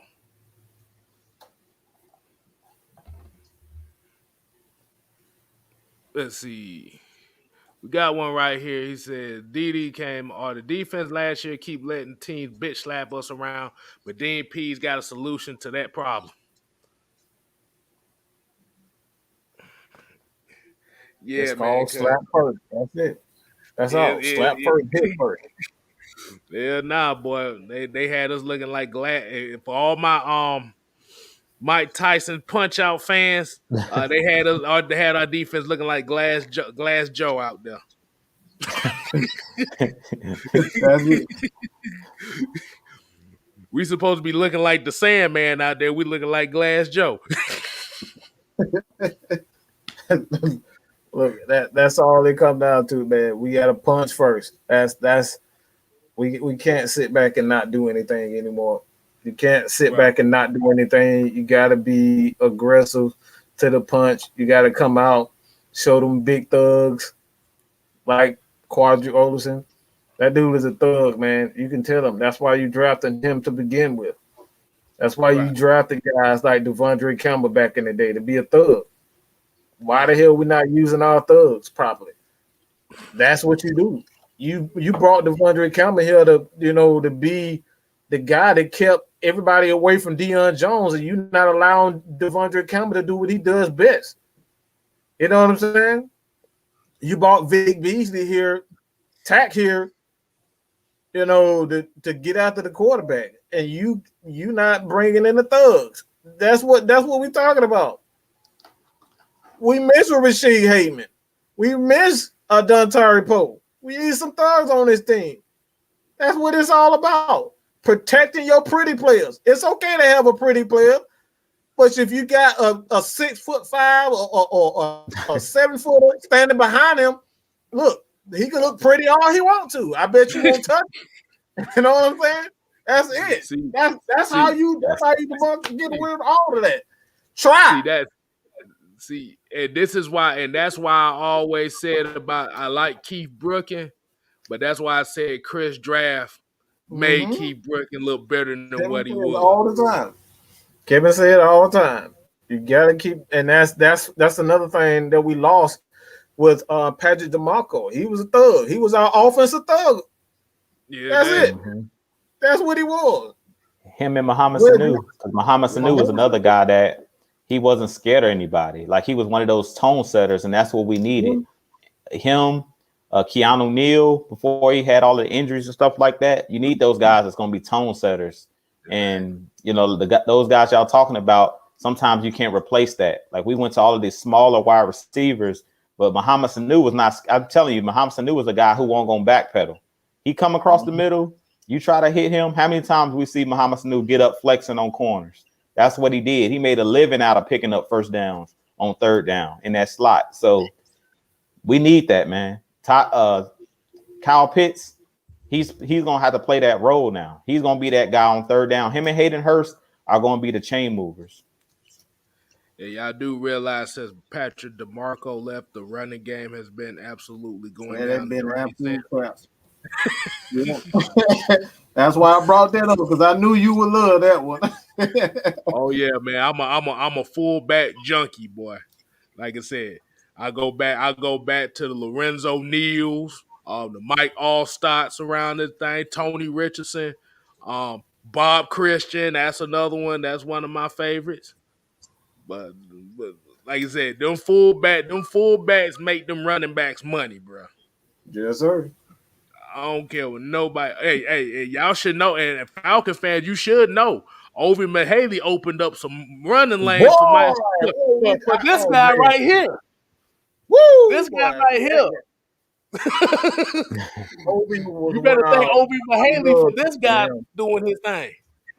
I love talking football because he was so happy to smash people, getting like that. Oh, man, I love talking to fullback because they love hitting. They aggressive.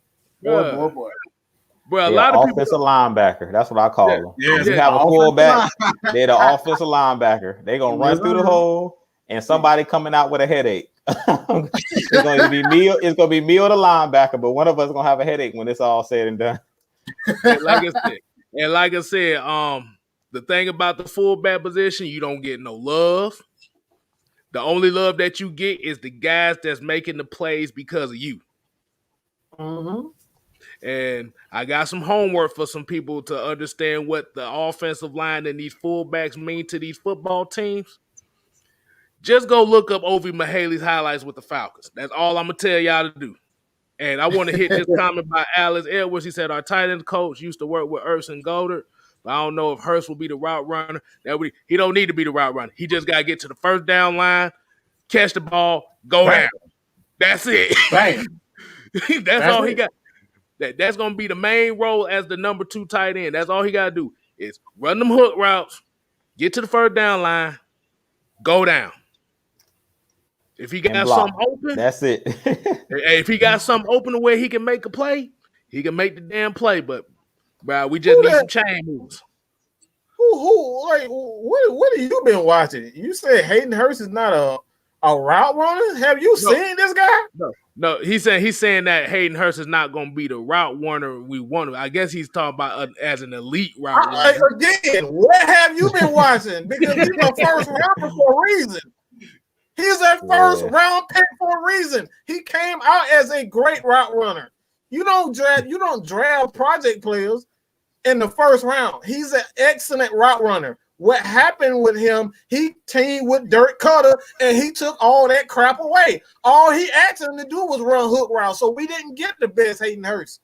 That's why I'm so excited for Hayden Hurst and Kyle Pitts, because you got a real offense coordinator who's going to put these guys in position where you can see them run terrific routes. You're going to see a Frank Darby. You're going to see Olamide Zaccheaus, or what these guys can truly make. Because if you haven't done your homework on Zaccheaus coming out of college, the dude was one of the he caught 100 passes a year. He was a volume catcher in college. So these guys are very good players, but when you have, this is something that you were talking, when you don't have a coach that's going to put them in position to succeed, then you're going to question whether or not this guy's going to be a first rounder, second rounder, and you're not going to get the best out of them. This is why you bring in guys who's going to get the best out of them. It's not so much, is he the best offensive coordinator? Maybe not as far as him being able to draw up plays and whatnot. It's not all about that. Sometimes simple is better. Run route, run ball, touchdown, first down. That's it. You don't need all them trick plays. You don't need to see a quarterback run for 30 yards. I don't need to see any of that. Simple is better. And we didn't get that. I want to hit this comment right here. I just looked at it. Yeah. A lot of people don't know Zayvon Collins just got arrested on a DUI charge. Oh, man. Yeah, actually it's been a lot. You talking about Dallas Cowboys, Zayvon? No, Zayvon Collins, the rookie that just got drafted by Arizona this year. Oh, so I thought he went to Dallas. That's why I was like, damn, Zayvon, bro. I heard it was a wow. Yeah, we got, like I said, a lot of folks got to be careful around these parts, especially as a rookie, boy, because you don't want to make that bad impression already. Bro, you ain't even got your first check yet, and you already tripping. What's wrong with you? Yeah, here you go. Rich BK. Good players can't escape bad coaching. There it is. That's it. Like I said. But like I said, we don't know what these players are because we've had bad coaching for so long. We don't know with Kaminsky, Marlon Davidson, Kenneth Sheffield, Isaiah Alva. We don't know what these guys truly are until you get better coaching. And if if they get better, then we'll know what the issue is. If they get worse, then we know that these guys weren't that good to begin with. But we got to get good coaching in there to kind of see if these guys are going to be out or be, what we think they are or what they ain't. We'll see. I take that back. I said it wrong. It wasn't a DUI. AJ Evans just corrected me. He said it was reckless driving. Yeah, that's just as damn bad. That's his job. You ain't get the first check, you tripping. Get paid first, Negro. Get paid first and then stop. Well, you crazy. Oh, dude, do I need to put the Keith Smith picture back up? Like, well, bro, you go don't ahead. Do it, please. Because you're like, no, hold on, I'm gonna put the Frank Darby picture. Be like, my man's, what is you doing?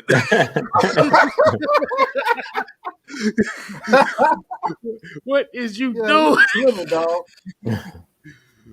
But Ultra Shadow 97 said, I'm glad we didn't draft him.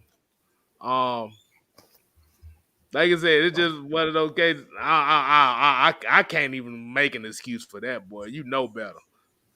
You driving reckless. You know better than that. That's just crazy. Let's see. Hold on, Nathan said, define reckless driving. I would be hit with that all the time. Then I got to go to places in a matter of minutes. Sorry, running a little bit behind, officer. Oh boy, this climate, boy. Nah, I don't think you want to be reckless driving like that. Like I said, you might be speeding, but reckless driving is you doing swerving in and out of the goddamn lane, or you hitting donuts in the middle of the expressway. Trying to get somewhere. Driving like you're a NASCAR driver. Exactly. In traffic.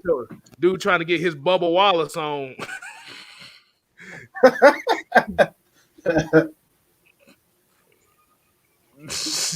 Keith Spencer said this dude hey, man.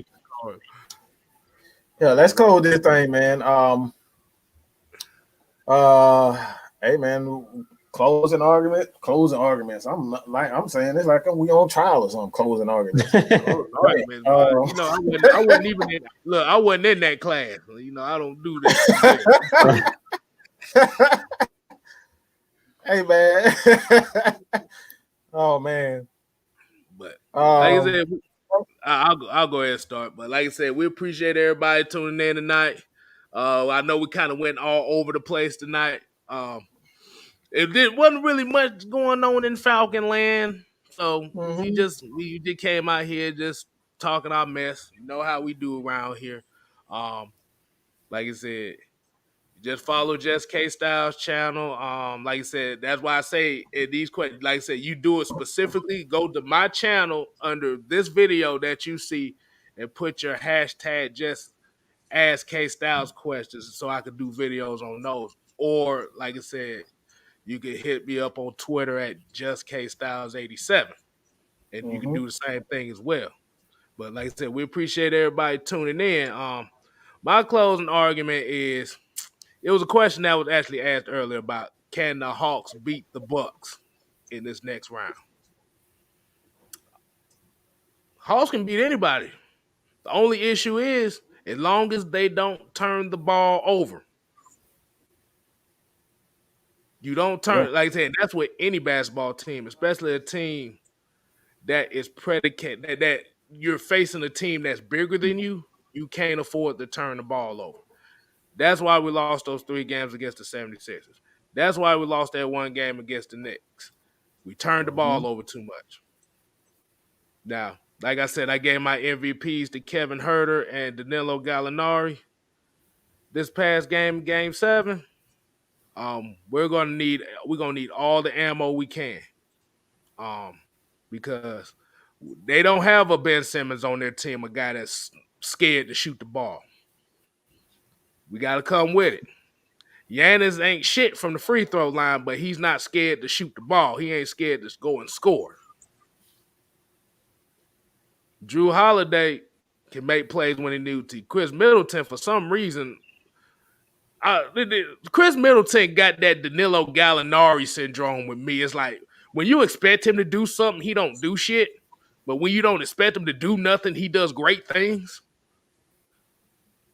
Y'all notice that? When nobody expect these guys to do good things, they do great things. But everybody's saying good stream. Like I said, we appreciate it. We like I said, we appreciate it. What's the other thing? Oh yeah, definitely. Mike, when we gonna start this wrestling thing? Because I've just been watching WWE Network for like the last week and a half now. I knew it was coming. I knew it was coming. You know, they still waiting on it. Like you said, Hey, we got to get one of them shows in one of these days. Because we definitely. I, I gotta talk about this goofy ass faction I saw. I don't know if anybody used to watch ECW back in the day, but bruh, like I said, rest in peace to New Jack, but motherfucker, that motherfucker matches was fucking insane, bruh. This motherfucker hit dudes in the balls with fucking vacuum cleaners, with vacuums. What kind of shit is that? Stapling people in the head. coming out to some real gangster shit. I always forget the name of that damn song he came out to, but yeah. Let's just appreciate everybody. And also remember the AFN slogan, we ain't here to play, we here to stay. I'm gonna pass the rock. I'm gonna pass the rock on to I'm dribbling. I can't fumble it. I'm gonna hit the chest pass to Jew. Right there. All right, man. I just want to thank y'all for tuning in. Like we said, we was kind of all over the place. Wasn't too much going on. OTAs is over with. The team got a couple weeks off until training camp starts. So we appreciate you guys. We're going to continue to bring you guys content. Please hit that like button, subscribe button on all the channels. Just Kstlyz, Jew Talk Sports, Mad Mike Sports, Twisted Torch, Miss Maggie T, the whole crew. J Rock is on Twitch. Go over to him and hit that. Give him a like as well, subscribe, however they do it over there on Twitch. Tune in on Wednesday nights. What's the word? Dirty Bird, 7 p.m. I have something coming for you guys. I'm not too sure what the topic will be this Wednesday, but I'll have something for you guys. And it'll be mainly possibly a Q&A session like always. But I kind of want to talk about the NBA playoffs too, because I love the NBA as well. NBA and NBA NFL is like 1A, 1B with me. Like I said, I am a Cleveland Cavaliers fan, LeBron fan, but I've been loving these playoffs. I've been loving what I'm seeing out of these young guys that's emerging. With LeBron being eliminated, a lot of the heavy hitters, no pun intended, are being eliminated. The Brooklyn Nets get knocked out. I love what I'm seeing with the underdog. So we gotta really give these young guys their respect. Trae Young, he's a superstar. Luka Doncic, we've seen him do some great things early in the playoffs. These guys, superstars. Devin Booker, what he did in that first game in the Western Conference, like this dude is going to be a superstar. Like this dude is a superstar. So I'm loving what I'm seeing out of these young guys that got next, basically. These guys are going to be the guys that's going to hold the torch. LeBron's going to get ready to pass the torch. Kevin Durant, these guys are getting ready to hand the torch over to guys like Trae Young. These guys are showing that they are fearless and they coming at these guys. But I just wanted to give you guys my point of view as far as the Bucks and the Hawks. I think Kstlyz hit it right on the head. The Hawks can beat anybody. But one thing I love about watching the Hawks, they remind me a lot of the Golden State Warriors. In the first Golden State Warriors, the original team in 2016, that first team that didn't have KD because they had strength in numbers. And that's what I like about this Atlanta Hawks team. You never know who's going to be that guy that's going to hit you for 25, 30 points. I don't think nobody's seen Kevin Huerter being the guy that gets you 29 points in that closeout game when Trae Young was kind of struggling from the field. And that's one thing that I love about this Hawks team is they're a real team. You don't know. They got a ton of weapons. They got a great bench. I mean, you got guys that didn't even finish the series. DeAndre Hunter, he's injured, if I'm not mistaken. He's a guy that can hit you for 20 points. Cam Reddish, I don't know if he's ever going to come back, if he's due to come back in these playoffs, but he's a guy that can possibly come back. I mean, you got all these guys. Lou Williams, he's another guy, a veteran guy that can come off the bench and give you 20 points. Gallinari, they got a good mixture of young guys and old veteran guys that still can get the job done. So I really think that they can push the Bucks. Do I think that they'll beat the Bucks? If I had to put my money on it, I would put my money on the Bucks because Giannis isn't afraid, as he just talked about. He's not like Ben Simmons. Giannis is going to go to the bucket. So this whole series is going to be based off of, can the Hawks keep Giannis from the bucket? Because we know that Giannis can't shoot, but he is a guy that's going to continue to attack. And I seen Giannis airballing free throws, but he kept attacking the nets. And that's what the Hawks are going to have to do a good job of shrinking the floor like they did with Joel Embiid. Don't allow Giannis to post up. Don't allow Giannis to go to the bucket. So y'all going to have to play something like a boxing one. Make those other guys beat you, because Drew Holiday didn't have a good series against in that previous series. Drew Holiday really struggled against the Nets as far as shooting the ball from the outside. Middleton is a guy like Kstlyz talked about. He's hot and cold. But one thing I love about Chris Middleton, he's another guy that's fearless. He'll be a guy that hasn't hit a bucket all game, and then when it comes down to a pressure situation, he's conscious, like he's unconscious when it comes to shooting the ball. He'll put the ball on the floor, and he's not afraid to take big shots. But can the Hawks beat the Bucks, and can they advance to the finals? Of course they can, because Trae Young is another guy who's fearless. He isn't afraid, even though they were throwing big guys on him, guys 6'10", they were knocking him down. They were trying to get rough with him in that Philly series. He showed that he's fearless and he can shoot the ball from anywhere on the floor. So I definitely think the Hawks got a chance, but I think if the Hawks are going to win this series, they need to jump out early in this series. Don't allow the Bucks to go up 2-0, because I believe the first two games are in Milwaukee. Don't allow Milwaukee to get that momentum. Y'all going to at least need to steal one of the first two games in order to win this series. If y'all let the Bucks jump out to a 2-0 lead, it's going to be rough. But this Hawks team showed me some resiliency with that 26 point comeback. They really showed that they can beat anybody, because they eliminated the number one seed, if I'm not mistaken. The Sixers were the number one seed, correct? Yeah. Mm-hmm. Yeah. So if you can beat the number one seed, you can beat anybody. So the Hawks got so much confidence right now. So the Bucks better just pray. And like we always say, every team is one twist ankle away from being done. You never know. So I definitely think I'm looking forward to seeing this series, but I definitely think that the Hawks got a chance. But what I'm looking for from the Hawks is strength in numbers. They're going to have to use their bench if they want to beat Milwaukee, and make Giannis shoot the ball. Don't allow him to attack the bucket. If you do that, and rebound the ball. Rebounding, prevent Giannis from going to the bucket. And then Kstlyz talked about it, the turnovers. You have to protect the basketball. Don't turn the ball over. If they do those three things, keep Giannis from the bucket. So Clint Capella is going to need a big series, him and John Collins down low, shrink the floor, and protect the ball. If they do those three things, they can win the series. Let me get this out the way right quick. Have y'all heard the NBA rumors going around the last couple days? Yeah, it's a rumor. We not, like I said, these are just rumors, so this is not no definite shit. But they throwing Luka Doncic's name to the Boston Celtics quite a bit the last couple days. Wow. I'm just saying. I wouldn't doubt it, but Luka can kiss my ass too. I don't like the way he's been conducting himself. He just got diva written all over it. Like, you thought LeBron was quote unquote a diva. He ain't got shit on. That dude. I just don't like this, bro. You barely been in the league 3 years and you already talking. You got coaches quitting.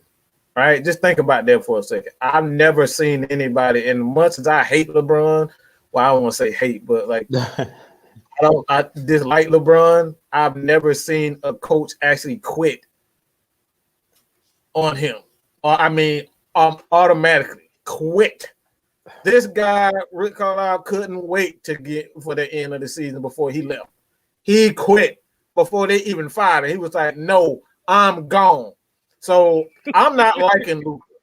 I'm not liking, because right now you putting the owner in a position where he's going to have to turn that team completely around just to make sure that Luka is happy.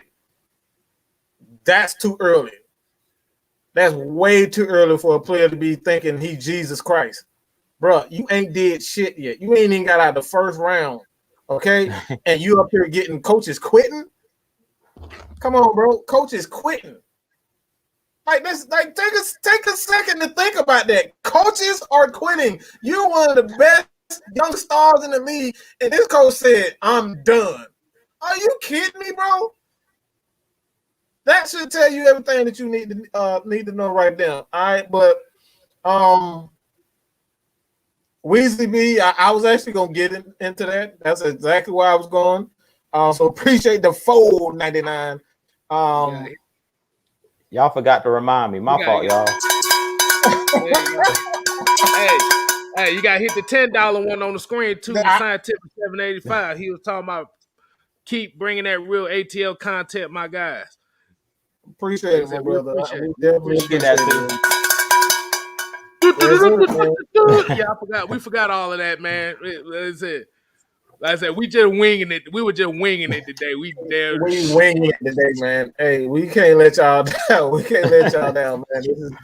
This is a daily thing for us. But I'm not afraid. I don't fear the Bucks. I don't fear them at all. I don't fear Giannis. Giannis is gonna get his numbers, but when you talk about everybody else on that Bucks team, I don't fear anyone. I don't think they can handle what the Hawks can do. Everybody talk about Giannis, but if Giannis gonna play some defense on Trey, then there's gonna be a short series for them because Trey gonna run his ass through the ringer. You gotta have a bigger. Now, look, Trey had a younger, bigger guy, and that dude still couldn't stop Trey. And Ben Simmons is a terrific defender, and he could not do it. They had Tobias on him for a while, and Tobias got ran through, and they took him off for trade. So I feel bad for Giannis if he's the one who's going to have. I don't know who their main defender is, but it's going to be a problem if you're going to keep up with Trey. If you're trying to keep up with Trey the entire series, especially when we come off on fire right now, these guys believe in themselves. They just knocked off the number 1 seed, and they looking at Bucks like they fucking lunch meat.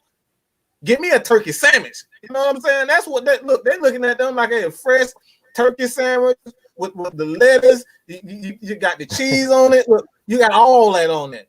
They looking at them like they fresh meat, bro. You know what I'm saying? I'm not fearing the Bucks at all.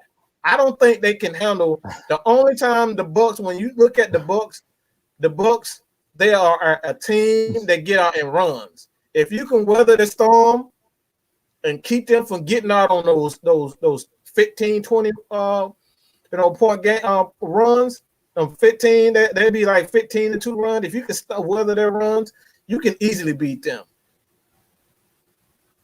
Hold on. I think you can easily beat them. And I don't we already know what Drunk Bud is all about, right? This man said Raiders on the man.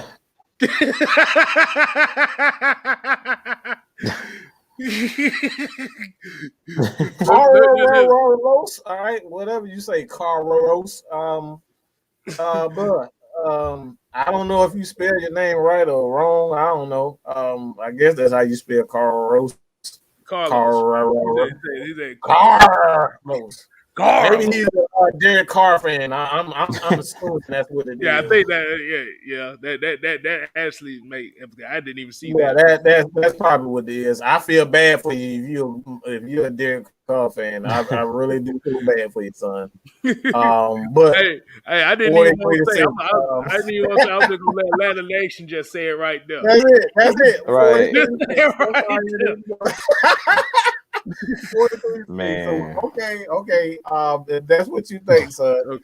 Okay, yeah, y'all can have it. But I was gonna get to the Giannis thing right quick. I'm about to say, the only thing about Giannis that I say is, you know what he gonna do. The main thing he's gonna look is to get the ball on the top of the key and try to Euro step from the 3-point line. So I'm telling you. That's it. But yeah, that's definitely. I guess Carlos is in here trying to spam and trying to troll us and stuff like that. Yes, 0 Super Bowls, but the last time y'all motherfucker went to the Super Bowl, man, you don't get that 19, 20 ass fucking Super Bowl. Ain't nobody. Yeah. Y'all still up here. Y'all really sitting up here talking about Super Bowl that y'all won. What, the 80s? I believe they won a Super Bowl like the 80s. John Madden was the coach, if I remember. I said like this. Madden was the damn coach. The 70s. The last time they won a Super Bowl, I won a live. You probably wasn't even born when y'all won that Super Bowl. Yeah, so he, hey, look, I was about to say, yeah, let him waste his energy trying to troll. He's still mad about 48-6, so we're just gonna leave it at that. But what the hell we was talking about? Giannis, I guess. Giannis, prove it. Yeah, he just wants some attention. Like I said, y'all can give him all the attention y'all want. We just gonna get back to what the hell we was talking about. So yeah, he talking about Tom Brady old y'all, so you know he ain't got nothing else to say. Man, get off his dick. Get your dick right on here. Look, technically, hey, you can actually tell him too. Actually, Tom Brady owns y'all too. Tuck rule. Ooh. You should be heartbroken. I mean, y'all. You should be heartbroken. Tom Brady shouldn't even be coming out your mouth. Tuck rule. Tuck rule, baby. Tuck rule. Baby. Hey, man, like I said, you're a Raiders fan. All y'all guys, y'all dress up like clowns and shit every game, but y'all ain't got no hope. So chill out, bro. They ain't been in the playoffs in 20 years, and the last time they did, they didn't even score a damn touchdown. But let's go ahead and get to the end of this damn thing. Like I said, Raider Carlos, we appreciate you tuning in and trolling us, because at the end of the day, you just added another view to the channel. So appreciate that. Appreciate you. But for one thing, he talking about y'all almost had it, gotta be quicker than that. Shit, you better hope your quarterback stays in damn. What are they? Las Vegas now? Well, I don't know. What are they? Vegas now? They don't even want y'all. So how you gonna be a fan of the Raiders and they don't even want y'all? That's why they keep moving. They don't even want you. They don't even want y'all. So chill out. This time their team want us. But they don't even want y'all. Y'all the stepkids. Y'all probably ain't even them stepkids. They didn't even want to put money in their own stadium, so that's why they left. So, all right, man. We don't. Hey, look, we done spent too much energy on this fool here. He can have like I said, he can have his glorious Raiders. That's Raider days, whatever he got. Got one more thing need to plug. That's it, man. Head over to everybody's channel, just KSTYLZ, Jew Talk Sports, Atlanta Falcons Nation. That's pretty much it, man. We will be back. Hold on, wait, time. He talking about our stadium looks like an asshole. Your stadium was called the Black Hole. It's literally called a black hole. So, a black hole. What? You gonna be a troll. This is a 14-year-old kid here, right here. If he talking with that, looking like that, this is a 14-year-old troll here. Huh? 14. It gotta be saying something like that. Hey, look. Hey, black hole matter. Man, I wouldn't say that about those things. Y'all, like I said, y'all dress up like clowns every game because y'all ain't got no hope. That's the best thing that y'all look for. Is who's gonna look dumber. Every home game. Who's gonna come up with the dumbest? You got spikes, a shoulder pads, and all this thing. Who the hell are y'all? The only thing they had relevant going in them is fighting with 49ers fans. That's the best thing they had. That's it. That's it. Hey, but at the end of the day, they moved their asses out of Oakland because them motherfuckers didn't want a part of that shit. Because of fans like this. That's why. Hey, but like I said, you want to waste your energy doing that Minister Society? What was it? Minister Society fan base. Look, they're gonna have the only stadium with brothels inside of it, but they're gonna be fucking hoes and watching football games at the same time, bro. They just show up with handcuffs. They might as well go. They show up with their handcuffs on. All you got to do, they do something dumb, just click the other one. That's it. I still got a bone to pick with y'all because y'all lost me some money on the Super Bowl too. By the way, y'all lost me some money. All right, man. Look. Hey, I'm about to say one more thing. I think I know why he trolling too. And we're not finna talk about that topic on here. I know why he trolling. We ain't talking about that topic. Nah, let's say that. Yeah, we ain't gonna talk about that topic. I know where he going with it. No, we good. We good on that one. But all right, man. Y'all ain't got to go home. But you got to get the hell up out of here.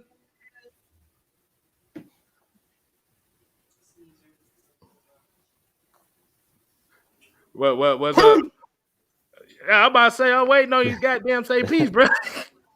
Hey, my bad. I'm getting, man. Look, I'm a busy man. I'm getting messages all over the place. My bad. I'm sorry.